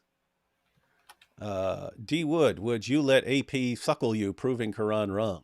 What is that? How would that prove the Quran wrong? You know what that's talking about? I don't know, something about the what? Yeah, I'm not clear on how that would prove the Quran wrong, but I do some wild stuff to prove the Quran wrong. So we'd have to see exactly how powerful this refutation is going to be. Yeah. Doesn't sound very good. Yeah. Types all who would have their blue and pink heads on a pike in the street in a moment if they were only granted the opportunity. Useful idiots. Yep. This is useful idiocy on a scale undreamed of by the most extreme of Leninists and Maoists alike. And what of Israel as an oppressor state? Well, the Palestinians who live in Israel proper are certainly a lot better off by any standard than the Palestinians who live in Gaza, despite the fortune that has been sent to that blighted area. all of which, for all intents and purposes, has been funneled into the secret and not so secret bank accounts of the dark tetrad religious leaders who parade their lying virtues so successfully. Brilliant point there. Everyone's people, even Palestinians, they want to work in Israel. So you get work passes. Just to be clear, you can go from the West Bank and have a work pass to go work in Israel. And they want to work there because they get more money. And yet the world is pumping billions of dollars into Gaza and the West Bank. And yet it ends up in the pockets of like Hamas leaders whose kids are driving Lamborghinis around in other countries and so on and filling up their bank accounts. But notice Jordan's putting it in, wait, it's the people with the dark tetrad of characteristics. It's the psychopaths and the narcissists. They're the ones who actually end up rising to power because they'll take advantage of a situation. Notice like hijab. So he's in the narcissist category. But notice everything that arises, he comes up with a way to make him a more celebrated figure in the world. Anything that happens, doesn't matter. Guys, rally around me right now. So he's saying that these people with these certain features are the best at putting themselves into places of influence. And then what do? They get millions and millions of dollars in their pockets from doing it. It's awesome. Great point. Yeah, there's actually a survey, from several years back, I believe, where the majority of Palestinians say they would rather be citizens of Israel than citizens of a Palestinian state. It's very telling. Mm-hmm. Ephesians 6, for we wrestle not against flesh and blood, but against principalities, against powers, against the rulers of the darkness of this world, against spiritual wickedness in high places. Not according to AP. He thinks it's all just flesh and blood because that's all there is because he's a materialist. No, it's it's just it's what's true, So Agazian, Ethiopian for Israel. JP should listen to Mr. Hitchens' speech about Islam. The problem is the book and the Muhammad. JP should contact with Jay Smith to know about Islam. So it's interesting. Two people named there. Jay Smith, Christian, Christopher Hitchens, atheist. Are you familiar with Hitchens' speech about Islam? He has several, but there is one that he gave. Is there like a famous one? I can think of two famous ones. One of them is often shared and is titled "Don't Waste My Time with Islam" or something like that, where he basically talks about how Muhammad, some deluded warlord, makes promises to, I don't know, people with wicked desires, something like that. It's some very harsh, cutting criticism. And then there is another speech where I think he is giving a speech inside a Christian building. I don't know, might even be a church, and he's talking about how in the West they are trying to shut down any criticism of Islam as if it was racism, and thereby only opening the doors to the barbarians who want to come and do unthinkable things to you, things like that. So I can think of two of those speeches, and they're both very, very solid. I wouldn't mind, depending on how long one of his speeches are. I wouldn't mind going through some of that. He was a master of rhetoric, and very, very smart. And one of the it's one of the characteristics I like about Sam Harris. I have all sorts of things there are things I don't like about Sam Harris, but I do like the idea of someone who just, look, I don't care what you guys are telling me I have to say here. I'm just going to say what I think, and do your worst if you've got a problem with it. That's the thing, like there is a history of people like Christopher Hitchens who are completely unafraid, who didn't bother trying to please the crowds and trying to gather the get sympathy from Muslims. They just said it exactly as it is, exactly what they think. And then there are people like Jordan Peterson who just bend over backwards to try and regain the sympathy of the Muslims, and it's just it doesn't impress me. Yeah, it's what I mean. It would be one thing if I thought he could actually be successful, because he was kind of making the best point he could make. There are those of us who are looking at the sources and going, this is not going to work. Whatever you're planning is not going to work. Whereas he's pointing out, no, you can have improvements. Look at the willingness of Saudi Arabia and so on to come to the negotiation table and so on. So there is hope, and why wouldn't we want to, strive after that if we at least have the opportunity and so on? But, in my mind, it's like even Saudi Arabia, everything is temporary. Everything is temporary. They're thinking long term. Okay, we're weak now. Yes, make some agreements now. Make some agreements now. And then 50 years from now, we might be powerful enough, and then we go and do it. And so it's kind of like the goal is still always to subjugate the entire rest of the world. And again, it's just deal breaker for me. I can agree with you on everything, and accept. Okay, David, we agree on everything. We agree on 99.99999% of things. Only thing is, I want to kill you and take your wife as my sex slave. Oh, well, okay, deal breaker. I don't. Okay, but it's only those two things, man. We agree on. Okay, those two things are enough for me to not want to be buddies with you. But why? What's the problem, man? Archer says, in all fairness, you guys lost Sneeko using big words. This is back when we were talking about Jordan Peterson using lots of big words. That's so any word is big. What are you going to do? Yeah. Any word bigger than 4 letters is too much for Sneeko. Yes. It was CBC News itself that announced in 2003 that Yasser Arafat had squirreled away $1 billion in his hidden portfolios. Anyone who doesn't think the same thing is happening now, and that goes for Ukraine too, folks, is a fool whose blindness is leading them into the proverbial pit. This is so now it's people with the dark tetrad are basically scheming behind all these situations and using them to their advantage. That's interesting. I haven't been thinking in terms of that, like given the all the situations that are rising and given where all countries around the world are all heading, it's like these are the perfect opportunities for people, for psychopaths and narcissists and sadists and so on, to jump in there and become the champions of these different groups and enrich themselves at the expense of everyone else. This is awesome.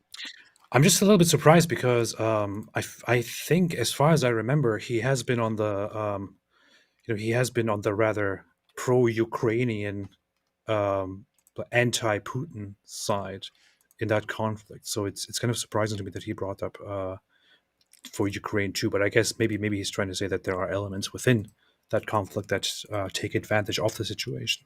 Yeah, in other words, like it seems like in any conflict, in any one of these conflicts, there's going to be people who jump in there and use it to their advantage. RM says, I don't think Biden derailed it. So Mohammed bin Salman needed time to consolidate his position. He became the PM in September 2022 and was busy jailing Wahhabi scholars. Like I said, I'm not sure. I haven't been following the politics of the whole situation very, very much. So, yeah, I would have to look into it before commenting. Tell me this, honestly, angry Muslims, desirous of genuinely practicing your faith. Do you really think you have anything in common with those who have aligned themselves with you in the West in the past week? Are those the brave and forthright comrades in arms whose support lends credence to the eternal and endlessly manipulable Muslim against Jew story? And tell me again how that alliance is better for your faith and your people than recognition of your Abrahamic commonality with the Christians and present-day descendants of the ancient Hebrews. And tell me, too, how the decentralized structure of your religion, admirable in so many regards, protects it against capture under situations of duress by the bloody psychopaths who make of faith nothing but a front. I feel wrong, but awesome. I think he doesn't. He just doesn't get it. So I take it back. I said earlier that he probably understands, but he has like false hopes. But at this point, after hearing everything that he has said so far, I think he doesn't really get it. He doesn't understand Islam truly. He doesn't understand that it's not possible for Islam to find this commonality with Abrahamic religion and to just make peace and to work together. And he also doesn't understand the Muslim sentiments and the all the motives behind the Muslim support for the Palestinians around the world. It is no coincidence that Muslims come together when a conflict erupts in between Palestinians and Israel. It's religiously motivated. It is meant to go that way. Yeah. So I get what he's saying, and this reminds me of Obama's Cairo speech, which in the sense that you're making the best case you could possibly make for what you're trying to do, and yet it's not going to work, and it's Yeah. wrong. So his point here is, guys, think about who you're aligning yourselves with. Marxists and Antifa and all these groups, and they're the ones who are united with you right now. Who are you actually closer to? I mean, you've got the LGBTQ community on your side right now, and Jordan's like, what is this, guys? You Muslims, you have much more in common with Christians and Jews than you do with all these other groups. So why are you aligning with all these other groups just because the people who are steering your community are the dark tetrad types, because they're the ones who will take advantage of people like you. And so you have your mullahs, and I would add the Dawa guys and so on, who have these characteristics, are actually using this entire situation to their advantage. They're using you right now. So you need to not be letting these people get away with this. You shouldn't be doing this. You're being gullible right now, and you shouldn't be doing this. You should be, seeking to get along with people who are actually closer to you. And the fundamental flaw, yes, you can say, look, these groups are aligning with the Palestinians and they actually have nothing in common. What's going on here? He doesn't seem to get Islam is against everything else, period. It's not that Islam is against LGBTQ community. It's not that Islam is against Marxism. It's Islam is against everything that is not Islam. Everything is an enemy that either has to be killed or subjugated. Everything else in the world has to be killed or subjugated. So it's like, you could say that about anything, any alliance that anyone forms in a group. You say, but they don't line up with if they're not Orthodox Islamic, they don't agree with Islam. They don't line up Islam, and they would be targets eventually. And so that's why it's just this is kind of hopeless.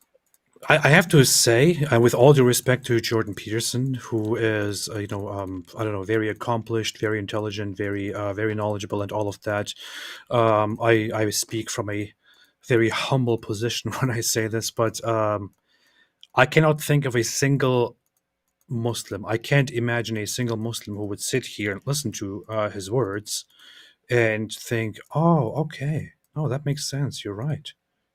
I should change my perspective and rather side with the Israel side, or stop supporting the Palestinian side." He has a point. He tries to make a point, but he doesn't understand the Muslim sentiment. He doesn't understand the Muslim way of thinking. He doesn't understand Muslim culture. He's not familiar with how Muslims actually think, why they think that way, and all of that. It simply doesn't work this way. You can't convince them by saying, "Hey, the communists agree with you. They are on your side. Maybe think about why they are on your side, because you're not on their side. You should be on the other side. Do you really want to make common cause with them? Don't you think that that making common cause with them should be strange to you, because it would show you that you are, on the wrong side spiritually seen?" But they don't think that way. And I think generally this is a wrong approach, because they will just that will be no factor at all in deciding whether a Muslim should support the Palestinians or not. They will religiously, traditionally hold on to the position Palestinians are us. They are a part of us. This is a very prominent way of thinking among Muslims. Palestinians are a part of us. Palestine is our heart. So we have to stick by them. We have to stick with them as much as possible. And what they don't understand is they don't really care about the lives that are lost. People can die. What they really mean is we cannot lose that land. We cannot lose the Muslim presence in that land. They don't care about who is supporting them, who is aligning with them, whether they are ideologically in alignment with those allies or not. It is a religious matter. He needs to understand that he doesn't get it. Yeah. Yeah, there are plenty of Dawa guys and mullahs and so on who will gladly form temporary alliances Yes. with anyone, no matter how messed up they are, as long as it's helping them to achieve some some goal they're trying to reach. But yeah, I mean, if he were able to, if he's making as good a case as you possibly can, given the disastrous situation that is caused by what Islam teaches in these circumstances. But like, it's just completely delusional to think that, like, let's say a follower of Ali Dawah is going to watch this and go, oh yeah, maybe I shouldn't be following Ali Dawah. Maybe I should be listening to Jordan Peterson, or a fan of Sheikh Uthman or Daniel Hakikachu or Muhammad Hijab, or some college students who are at the rally, that they're gonna watch this and go, oh yeah, there are dark tetrad types taking advantage of this situation and using it to their advantage, and so maybe I should jump on the other side. Yeah. It's like that's complete fantasy land to think that really anyone is going to. And again, I'm saying he's giving the best case he can. There are things at work which make this completely delusional if you think this is going to work. Yeah. So zero, I would say roughly as close to a 0% chance of success as anything can be. Yeah. Redeemed one, Muhammad meets Miss Piggy. I've had that request before. Could even have like a Miss Piggy puppet. I think you could get the puppets and actually have Miss Piggy there. And we could get Ali Dawah to do the Miss Piggy voice. Nice. For an episode of Muhammad's Boom Boom Room. And let's see, Disarmed Beetle here says, David, as a Catholic, I find it very difficult to approach Muslims that I don't know. Of course, I don't accost with the thought that I'd convert them, but I feel so sorry for the girl that veils herself. Yeah, just so you know, it's actually it's easy to start up a conversation, and just keep in mind that the Muslim woman who's wearing a veil or a hijab or whatever would probably love to talk to you about things. All right, she would probably love to talk things. So keep that in mind, and you could just ask a question, and just notice how easy this is if you wanted to start a conversation. Hi, I've seen in the news the disputes about the hijab and so on, but I've also seen, International Hijab Day and so on. I was just wondering why is this such an important issue for Muslims? Just start like that, and guess what? She'd probably love to talk to you about that. She'd probably love to explain it. And that gets this conversation started. So no need to be afraid. Sid Dave says non-Muslims should reunite against evil Islam. What? That would be Islamophobic, dude. That would be Islamophobic. How dare you? Are Muslims and Black Hebrew Israelites united? They would be united in not liking the Jews who are in Israel right now. But on apart from that, no, Black Hebrew Israelites and Muslims will argue about everything else. In fact, I've actually seen the Hebrew Israelite groups. For anyone who doesn't know, there's a kind of cult in now it's in other countries as well, but it's a cult that is based on the idea that people who became slaves in the U.S., those are actually Jews. They were the Jews. They were the true Jews, and the people who are claiming to be Jews now aren't. Those are actually other groups that are masquerading as Jews. And so so stupid. Yeah. And so what's interesting is I've seen videos of the Black Hebrew Israelites using arguments against Muslims when they come up to them to talk, because they stand on corners and so on and have conversations with people. But I've seen them use arguments that they obviously got from us. Like they'll use like what we call the Islamic dilemma, that the Quran affirms the Bible. I've seen Muslims come up and start arguing with these guys and so on. And then I've seen the Black Hebrew Israelites go up, hey, open up your Quran, and start taking them through the Quran, affirming the Bible and so on. So it's actually interesting. Solid. Criminal evil. I'm not saying we're any better in the West. Our susceptibility to the blandishments of the postmodern Marxist dark tetrad mob is a weakness of equivalent danger. But it's your people taking central stage right now, and your people who have to make a wise decision. Or else, and it's a big or else. The Saudis and the other signees of the Abraham Accords have a stark choice in front of them, as do the distributed and various people of the Islamic world. They and you can allow the thugs particularly those in Iran and Palestine, to triumph in their propagandistic efforts to prop up their own dismal, miserable, and tyrannical states. They and you can, in consequence, scuttle the new peace treaty signed with Israel, forego all the obvious benefits for the Muslim world offered by that agreement, and acquiesce to continued rule by the cruelest of hypocrites, misusing faith in the worst possible of ways. What is the famous... Go ahead. Oh, I'm just saying, again, he's making the best case he can, right? I mean, this is like, but it's like telling a woman who's in love with her boyfriend, who's actually a narcissist and a psychopath, who manipulates and conditions her into being completely obedient and subservient towards him. It's like telling, hey, you're being manipulated by this guy. You should just leave this guy and go with someone else. She's already been conditioned. It's like trying to get Tate's favorite cam girls to turn against him. Like, you're dealing with a master manipulator here who spent years conditioning these girls to be just unquestioningly obedient to everything he says. And then you're running up to him saying, hey, he's manipulating you. Come testify against him. This is just so naive. Like, it just sounds like, hey, guys, why don't we just love each other? You know? Yeah. It doesn't work that way.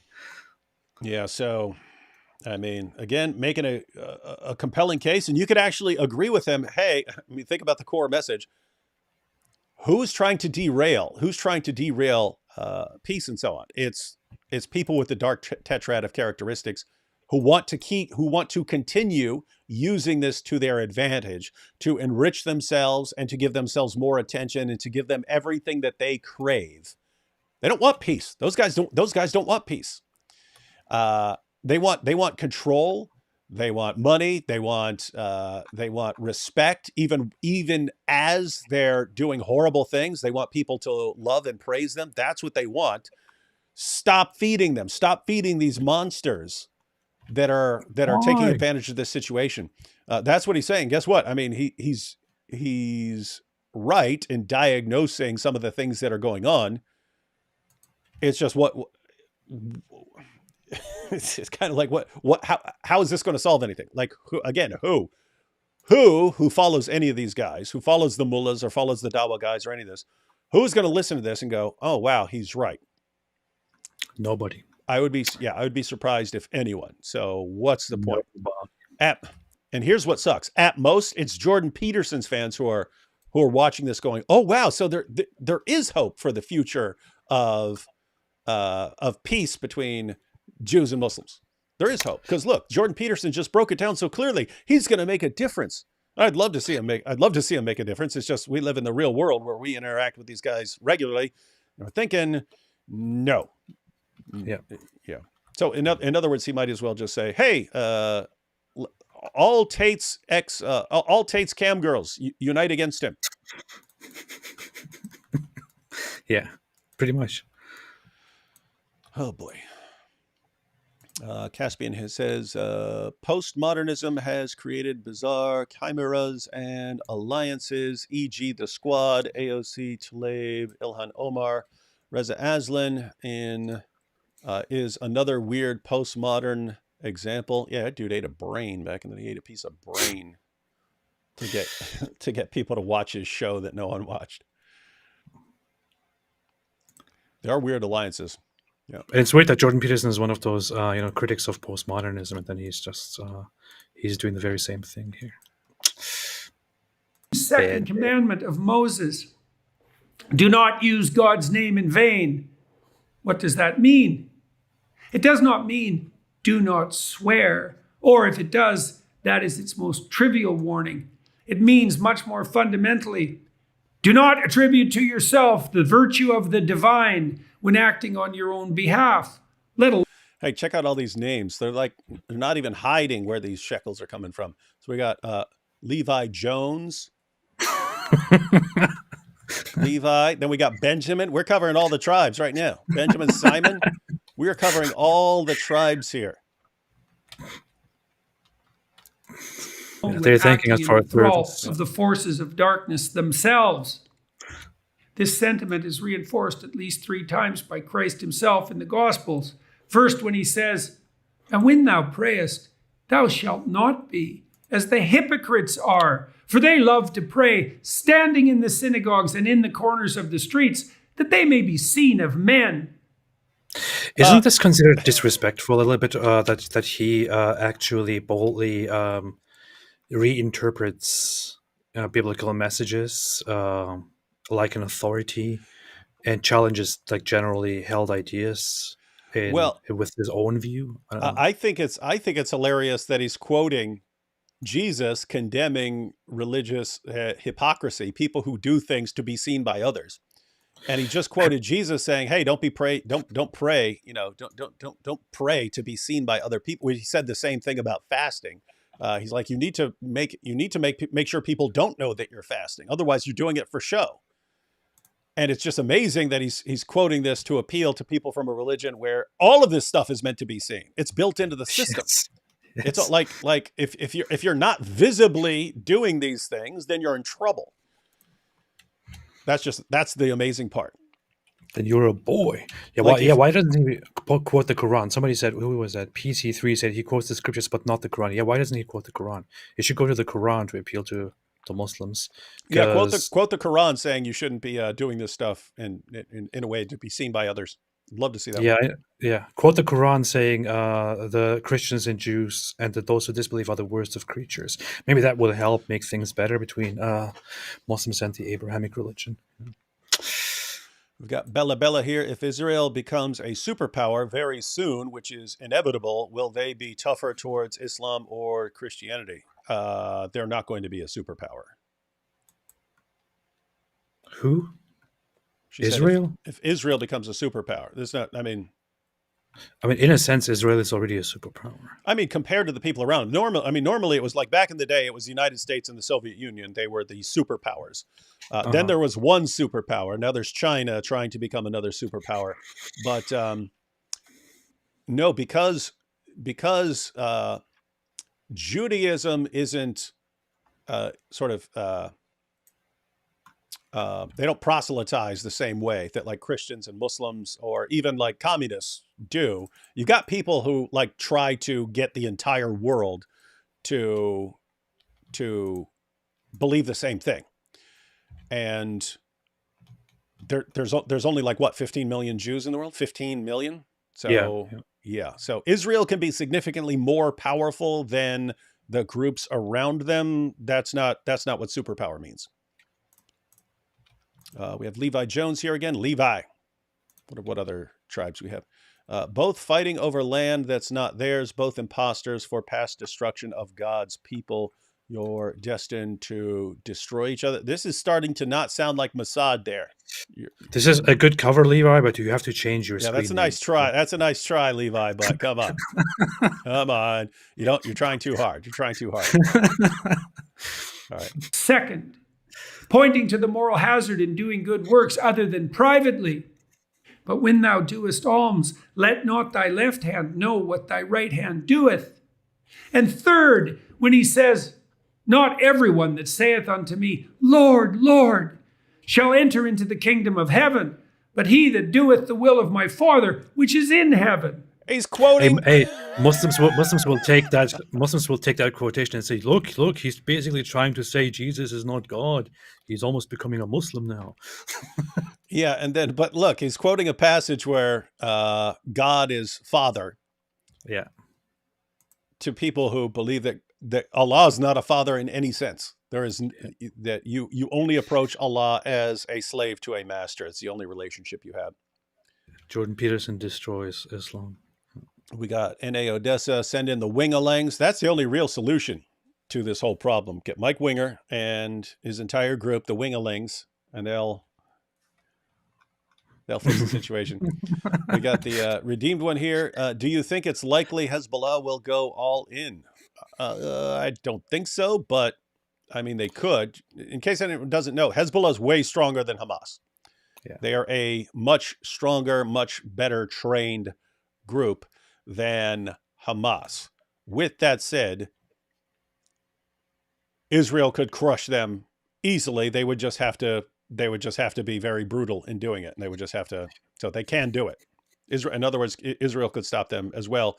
Hezbollah knows that. And so the real question is Hezbollah willing to do what Hamas is doing? Namely, yeah, they're going to crush us, but if that stirs up the rest of the world against them even more, then so be it. In other words, are they willing to sacrifice themselves to stir up more hostility? I don't know. That's possible. That's definitely possible.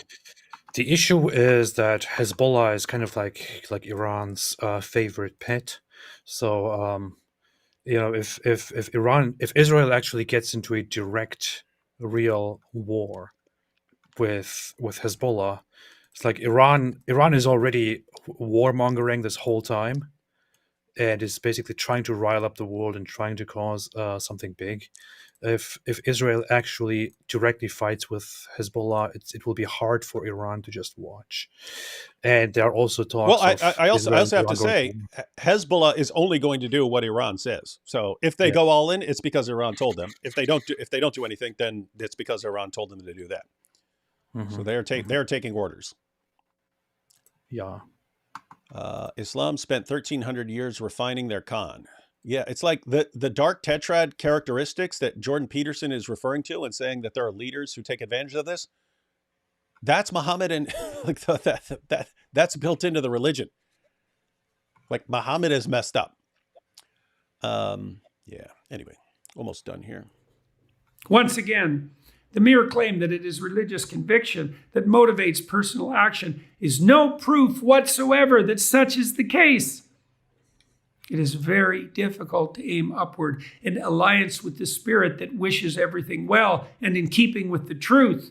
It is a path rife with moral hazard, and the public display of virtue, including the adoption of high church or mosque or synagogue position, is not any guarantee that the God claimed to be present is in fact there. Quite the contrary, all too often. The Saudis, and you in the Muslim world more generally, could instead remove the beam from your eyes, as we should equally in the West. See what is so starkly manifesting itself in the world. Turn away from the terrible, tempting path of righteous destruction. Continue the work already begun in uniting the people of the book, and thereby bring a production. Oh, he did it again. What sort of fantasy land is this guy living in? My God. He did it again. Uniting the people of the book. Jordan Peterson. Muslims don't consider themselves people of the book. They consider Christians and Jews people of the book, and that is they are lower than the Muslims. They are called people of the book because while they are not Muslims, they at least believe in the books once revealed by Allah. So there is something there, there is potential. Yeah, I don't treat them like complete kuffar, but that's it. The practical outcome is that we have the option of not being executed, unlike atheists or Hindus or anyone else. Yes. And so we have the option of paying tribute money to acknowledge our inferior status. Yeah. What does this guy talk about? So, use that to build your bridges. Like, what? Like, are you joking?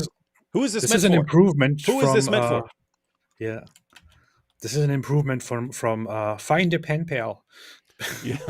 We still need to revisit that. Like, Jordan, dude, how easy is that though? Jordan Peterson's message to Muslims revisited. just sit down and watch it. And he should have learned his lesson after that one where he tried to give advice and they're like, who are you? And not realizing most of their the Dawa guys and so on don't take criticism well from a non-Muslim. Like, you need to shut up, you don't criticize us. And so that's how they reacted. But even here, take the beam out of your own eye. That's it. Deal breaker for them. You just told us what to do. Too much. It's too much. And this is his whole demeanor, the way he speaks here, this is a very Christian way and a very Western way. I mean, this would appeal to a Western or Christian audience. This is not the Islamic way. So I feel like he's kind of caught in that whole. He's limited by his Christian understanding and his Christian way of talking and of appealing to people, also while citing Christian texts and Christian teachings. and he's trying to appeal from that space to Muslims. It doesn't work.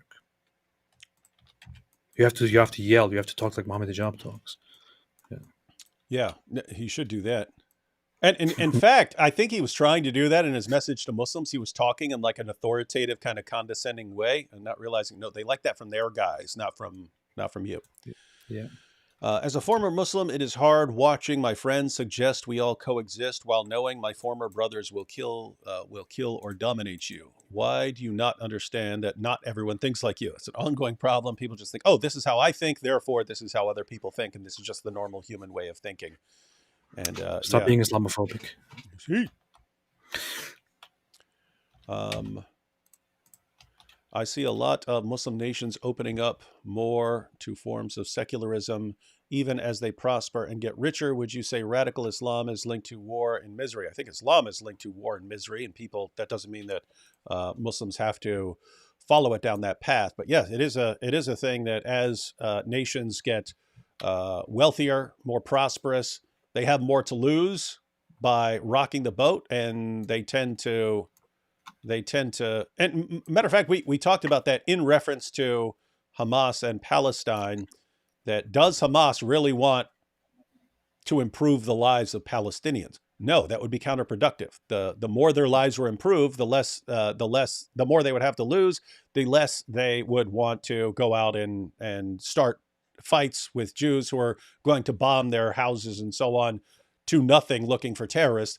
You don't want to do that. But if you have nothing to lose, if you're completely poor and have nothing to look forward to and nothing to do but jihad, then you've got your next generation of jihadis. Alhamdulillah. Right. Generous, wise, and lasting peace to this benighted, but still not yet doomed, and even potentially wonderful green and blue orb. We need a transcendental axis to revolve around, to move us beyond a blinkered materialism, to protect us against a foolish populism, and to lift up our eyes to the eternal heaven beckoning above us. In the West, we have that. For all the faults of the followers of the creeds, and even with the creeds themselves as currently understood in the form of Islam, Christianity, and Judaism. Yeah, just total fantasy land. It's just, this is not going to be anywhere near as persuasive as me strong, everyone else weak. You join me, you strong. You with others, you weak. And like he can be as eloquent and rational and careful as he wants. It's just not working. There is a German phrase for this, which people often use. I think it didn't even originate as a mockery, but people often use it kind of as a mockery when people make these suggestions, which is it goes Friede, Freude, Eierkuchen, which means peace, joy, and pancakes or something like that, which is to just say, yeah, okay, yeah, sure, yeah, let's just make peace, you know. But that's basically what he's suggesting here. Let's all get together and sing. Yeah. Backe, backe, Kuchen, der Bäcker hat gerufen. Wer will guten Kuchen backen? Wer muss haben 7 Sachen? Eier und Schmalz, Butter und Salz, Milch und Mehl, Safran, Black Angel den might- Kuchen Geld. Huh? Black Angel says Friede, Freude, Eierkuchen. She got the reference here. Yeah. Yeah. Dana says, during your debate with Muhammad J, who's Muhammad J? Muhammad J. He continually said that no one knows where the disciple John came from. This is not true. He and James were the sons of Zebedee. Do you remember this? No, I don't remember this. I don't know what this is about. Matthew, always fascinating to see a Muslim take pride in abstaining from pork and to a lesser degree drinking alcohol as an opportunity to virtue signal to distract from literally anything toxic they may do. Yeah, that is, you have to watch out. You have to watch out for someone who tells you, hey, you can want to mass murder and subjugate people and abuse women and oppress people and chop off the heads of apostates and look upon everyone else in the world with contempt as completely inferior. But hey, put this on your head and don't eat this. And that means you're totally good with the Almighty. It's like, wait, what? Say what now? But that's, I mean, that's what it does, right? That's what it does. Notice, very, very simple. Just, hey, wear this, don't eat this, and don't drink that. And then you can otherwise be as horrible as imaginable and even exhibit the dark tetrad characteristics. And you're good. You're good. You're good to go. You're the best of peoples. Everyone else is inferior to you. That makes complete sense. What's your problem? It's exactly correct. You guys should speak to the guys on the centrist Sitch and Adam show regarding the inherent issues with Islam when it comes to us all playing nice with anyone outside of the faith. Do you know that show? Whomst what show? I don't know. Centrist Sitch and Adam show. Not familiar with it. Never heard of it. I wasn't familiar with Abba and Preach until when they started talking about Andrew Tate. Those guys. Same. They turned out to be cool. They're nice. Mossad and Vatican money. Yeah. That's the best. Yeah.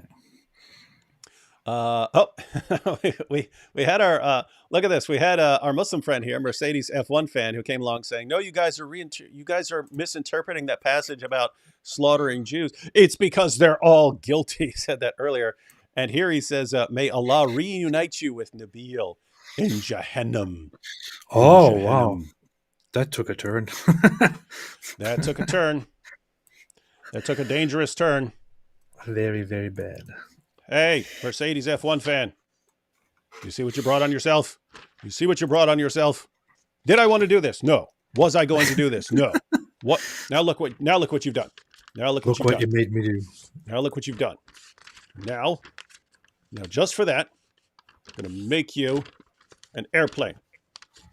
Rip this right out. Why? Because of you. Your decisions. Isn't it interesting how you whine about things that would be caused by your decisions? I wouldn't actually call this Karanagami. This is just like kid stuff, but all right. And Cat Canada, he just pulled a Lex Friedman with the Unite the People of the Book. Yeah, that is. Matter of fact, you mentioned Lex Friedman earlier, but yeah, that's exactly what it sounds like here. Like, hey, I'll just say something. Now, Jordan Peterson is giving a much more sophisticated defense here of his position. But at the end of the day, it's pretty much just like, come on, all religions teach love, unite. At the end of the day, that's what it is. That's the position. Yeah, Lex Friedman often does that thing. I don't know what's wrong with him. Maybe he's high whenever he talks about this stuff, but he's like, he also does that in person with people. It's like, but have you ever thought about, approaching the situation with love? Let's just love one another. Yeah. Yeah. So it really seems to be guys who just, they've talked to Muslims that they get along with. And so they think, oh, okay, then they're really, some of the claims from the Muhammad hijab types must not really be terribly convincing in the Muslim sources. If I have all these, if I have these Muslims that I get along with, and so they think that someone must be misinterpreting or misapplying the sources, but they don't. The point is, they don't know what the sources say, and so they're just basing it on people they know. And guess what? If you know a bunch of Muslims, you do know Muslims who are nice and aren't trying to subjugate you and so on. I get it, but have you tried loving each other? Yeah, that's what I'm saying. That's what we're saying, guys. Everyone just love each other. How hard is that? Hey, all you people. Hey, you Palestinians, and you Israelis, just love each other, man. Oh, problem solved. Say that. I should go tweet that right now. Hey, Palestinians and Israelis, why not just love each other instead of fighting? Oh, whoa. That would be powerful, powerful, powerful. David Wood brings a shocking end to the conflict with one message. Powerful. Samuel Tawheed. Hey, David, a few questions. One, when is the next Boom Boom Room? Probably this week, because I have to release. Matter of fact, I'm going to have two. I'll probably separate them by a week, though. But yeah, that's Jake. As far as I know, no one's told me that Jake has posted. I told Jake he had to decide what the next one was, or I would release two. So yeah, I haven't heard anyone say that he named someone. So yeah, I'll be releasing two. But yeah, I'll get one out this week.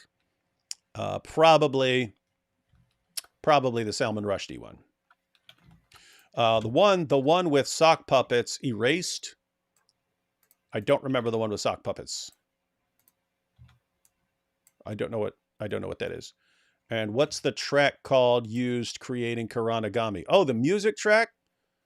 Yeah, I just downloaded that off one of the sites where you can pay for a subscription to use music clips, and it's just called something like Hip Hop Beat or something like that, but there wasn't any specific name. So yeah. All right, let's get Jordan Peterson's almost done here, so let's see. We need our Abrahamic faith, lest the hedonistic pagans and worse prevail. And we need to stand united behind it. And that is why I'm pro-Muslim, but anti-thug. And if you are a true follower of Allah, that is the decision that is incumbent upon you in equal measure. And that goes as well for the Christians and the Jews. What? Why is he talking about us? Well, he's talking about me. And why is he leaving AP out of it? I'm sorry, but this is just so ignorant and so naive and stupid. And it's like, I don't want to say this, it's Jordan Peterson, the guy is, who am I to say anything about this guy? But this is stupid. This is naive. It doesn't work this way. He needs to see this and stop trying to act as if he could, influence and change the very religion that these people believe in. It just doesn't work this way. He needs to educate himself more on the matter. Just because he's a great psychologist, which I truly believe, that doesn't mean he can truly diagnose and understand and find a solution to interreligious conflicts, especially from a Muslim perspective. It does not work this way. Plus, I don't know why he's trying to say we, since he's not even really a Christian. I don't know. Who are you to say who is and who isn't a Christian? Does he actually believe in God? Atheists here trying to tell us who is and who isn't a Christian here. Oh yeah, AP's the final authority. We got the atheist version of Daniel Hakikachu and Jake here, thinking they get to define everyone else and so forth. You're not a real Christian. So here we have, with Muslims no uniting but negotiating by law. I mean, to be fair, he's right in the sense that there are plenty of Muslims in the world that you could get along with and so on. It's just that's you can't depend on that, because you can't count on that to really fix some of these issues going on, because their sources are actually on the side of people who aren't going to get along with you, and whose ultimate goal is to subjugate you at best.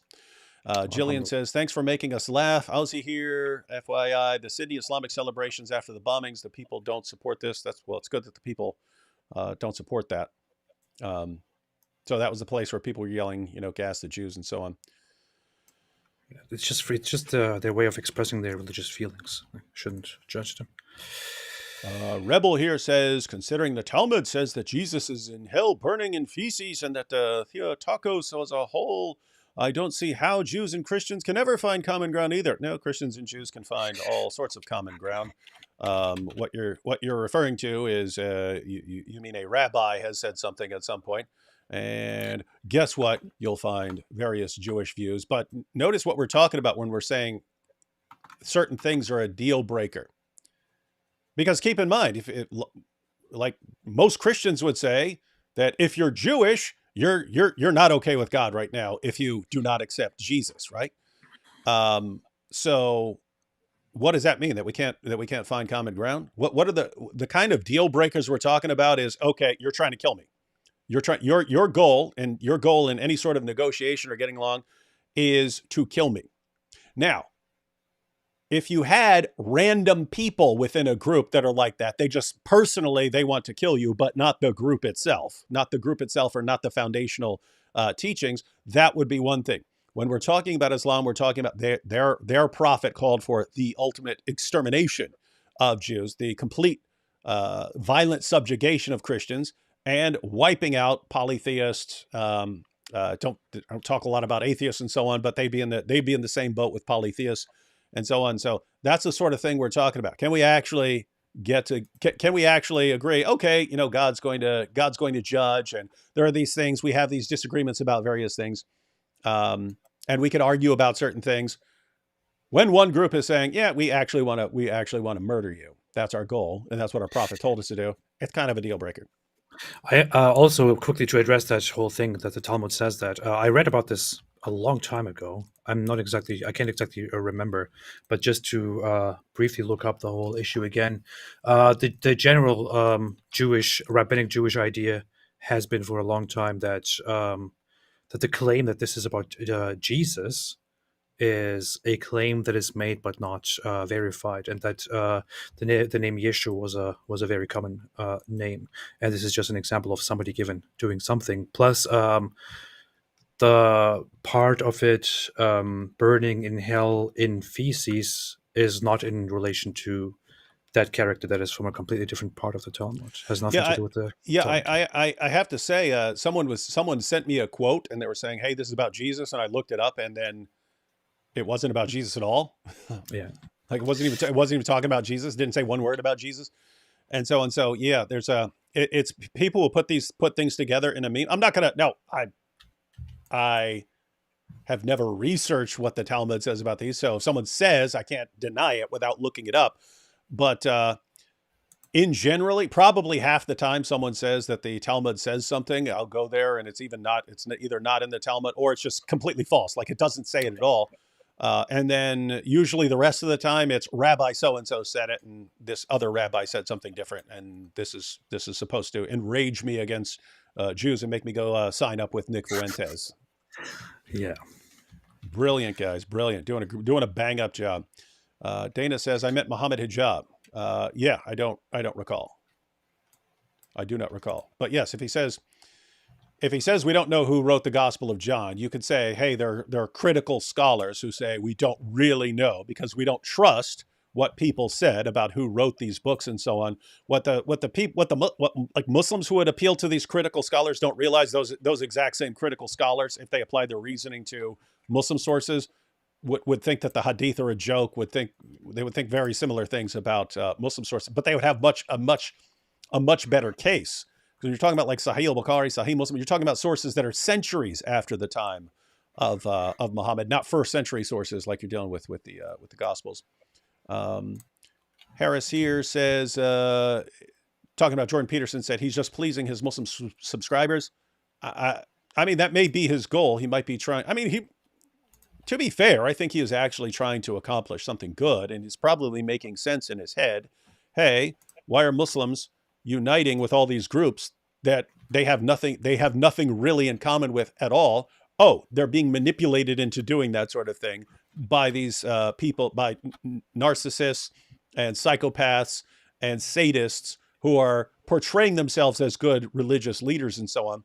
And hey, maybe I can help them not do that. And so, yeah, I mean, I guess you could try. We've been dealing with this stuff a lot longer. And yeah, you thinking this is going to work, AP? Nope.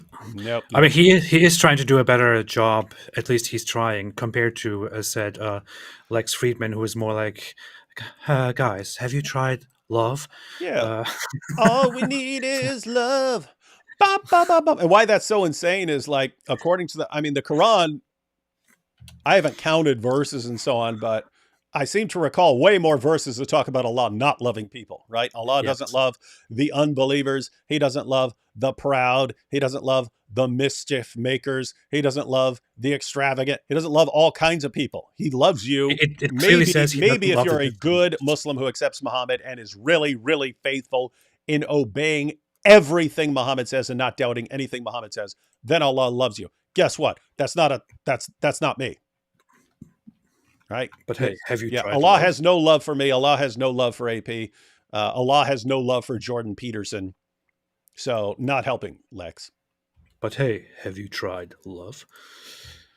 DR here says, Lex isn't high. He's hypersensitive and depressed. Huh. He doesn't know much on Islam, especially from non-Muslims or honest ones. JP knows, but he fears backlash.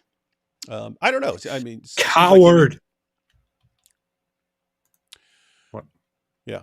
Yeah, I don't know. I think Jordan Peterson means well, and we don't have to interpret everything as like some ulterior motive or something like that. Like, oh, he's just trying to impress I some think people or something like he's that. scared. He's He, scared. because notice he's a psychologist, so he's looking around and he sees the kinds of manipulation and so on is going on. He sees it. He sees it more clearly.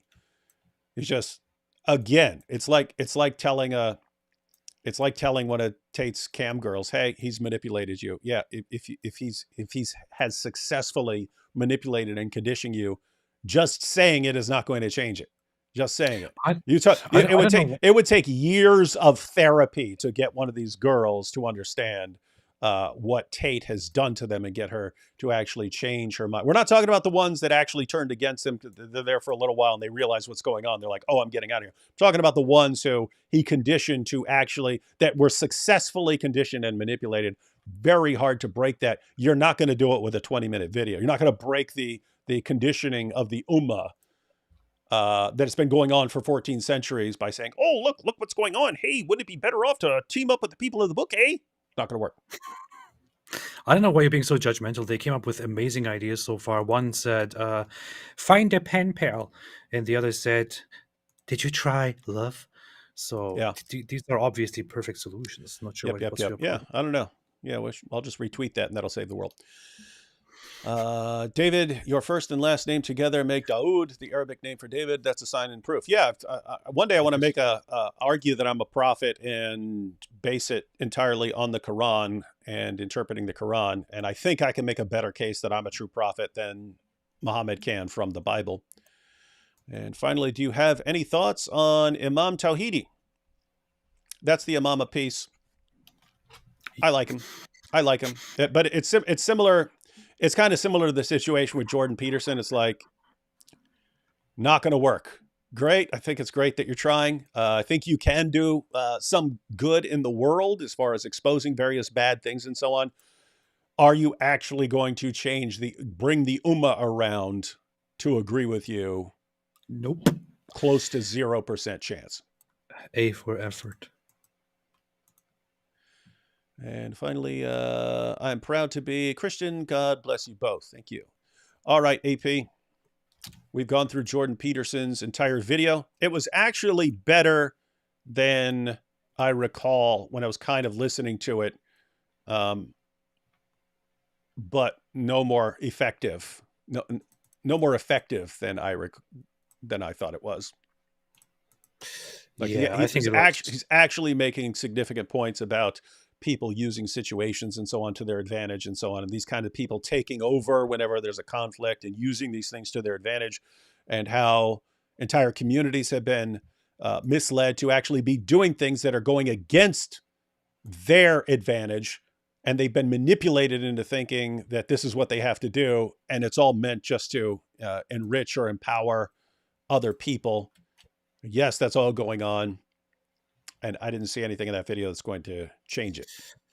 Yeah, I think it's I don't know. I don't want to be that guy who is just very, very critical. No, not It's you. probably not very nice of me to say these things, but I just think that it was a terrible attempt and severely misguided. It won't do anything. It won't change a single thing. Not a single Muslim will change his mind after watching that video. I would say, yeah, and Yeah. yeah. I'm not as negative as AP.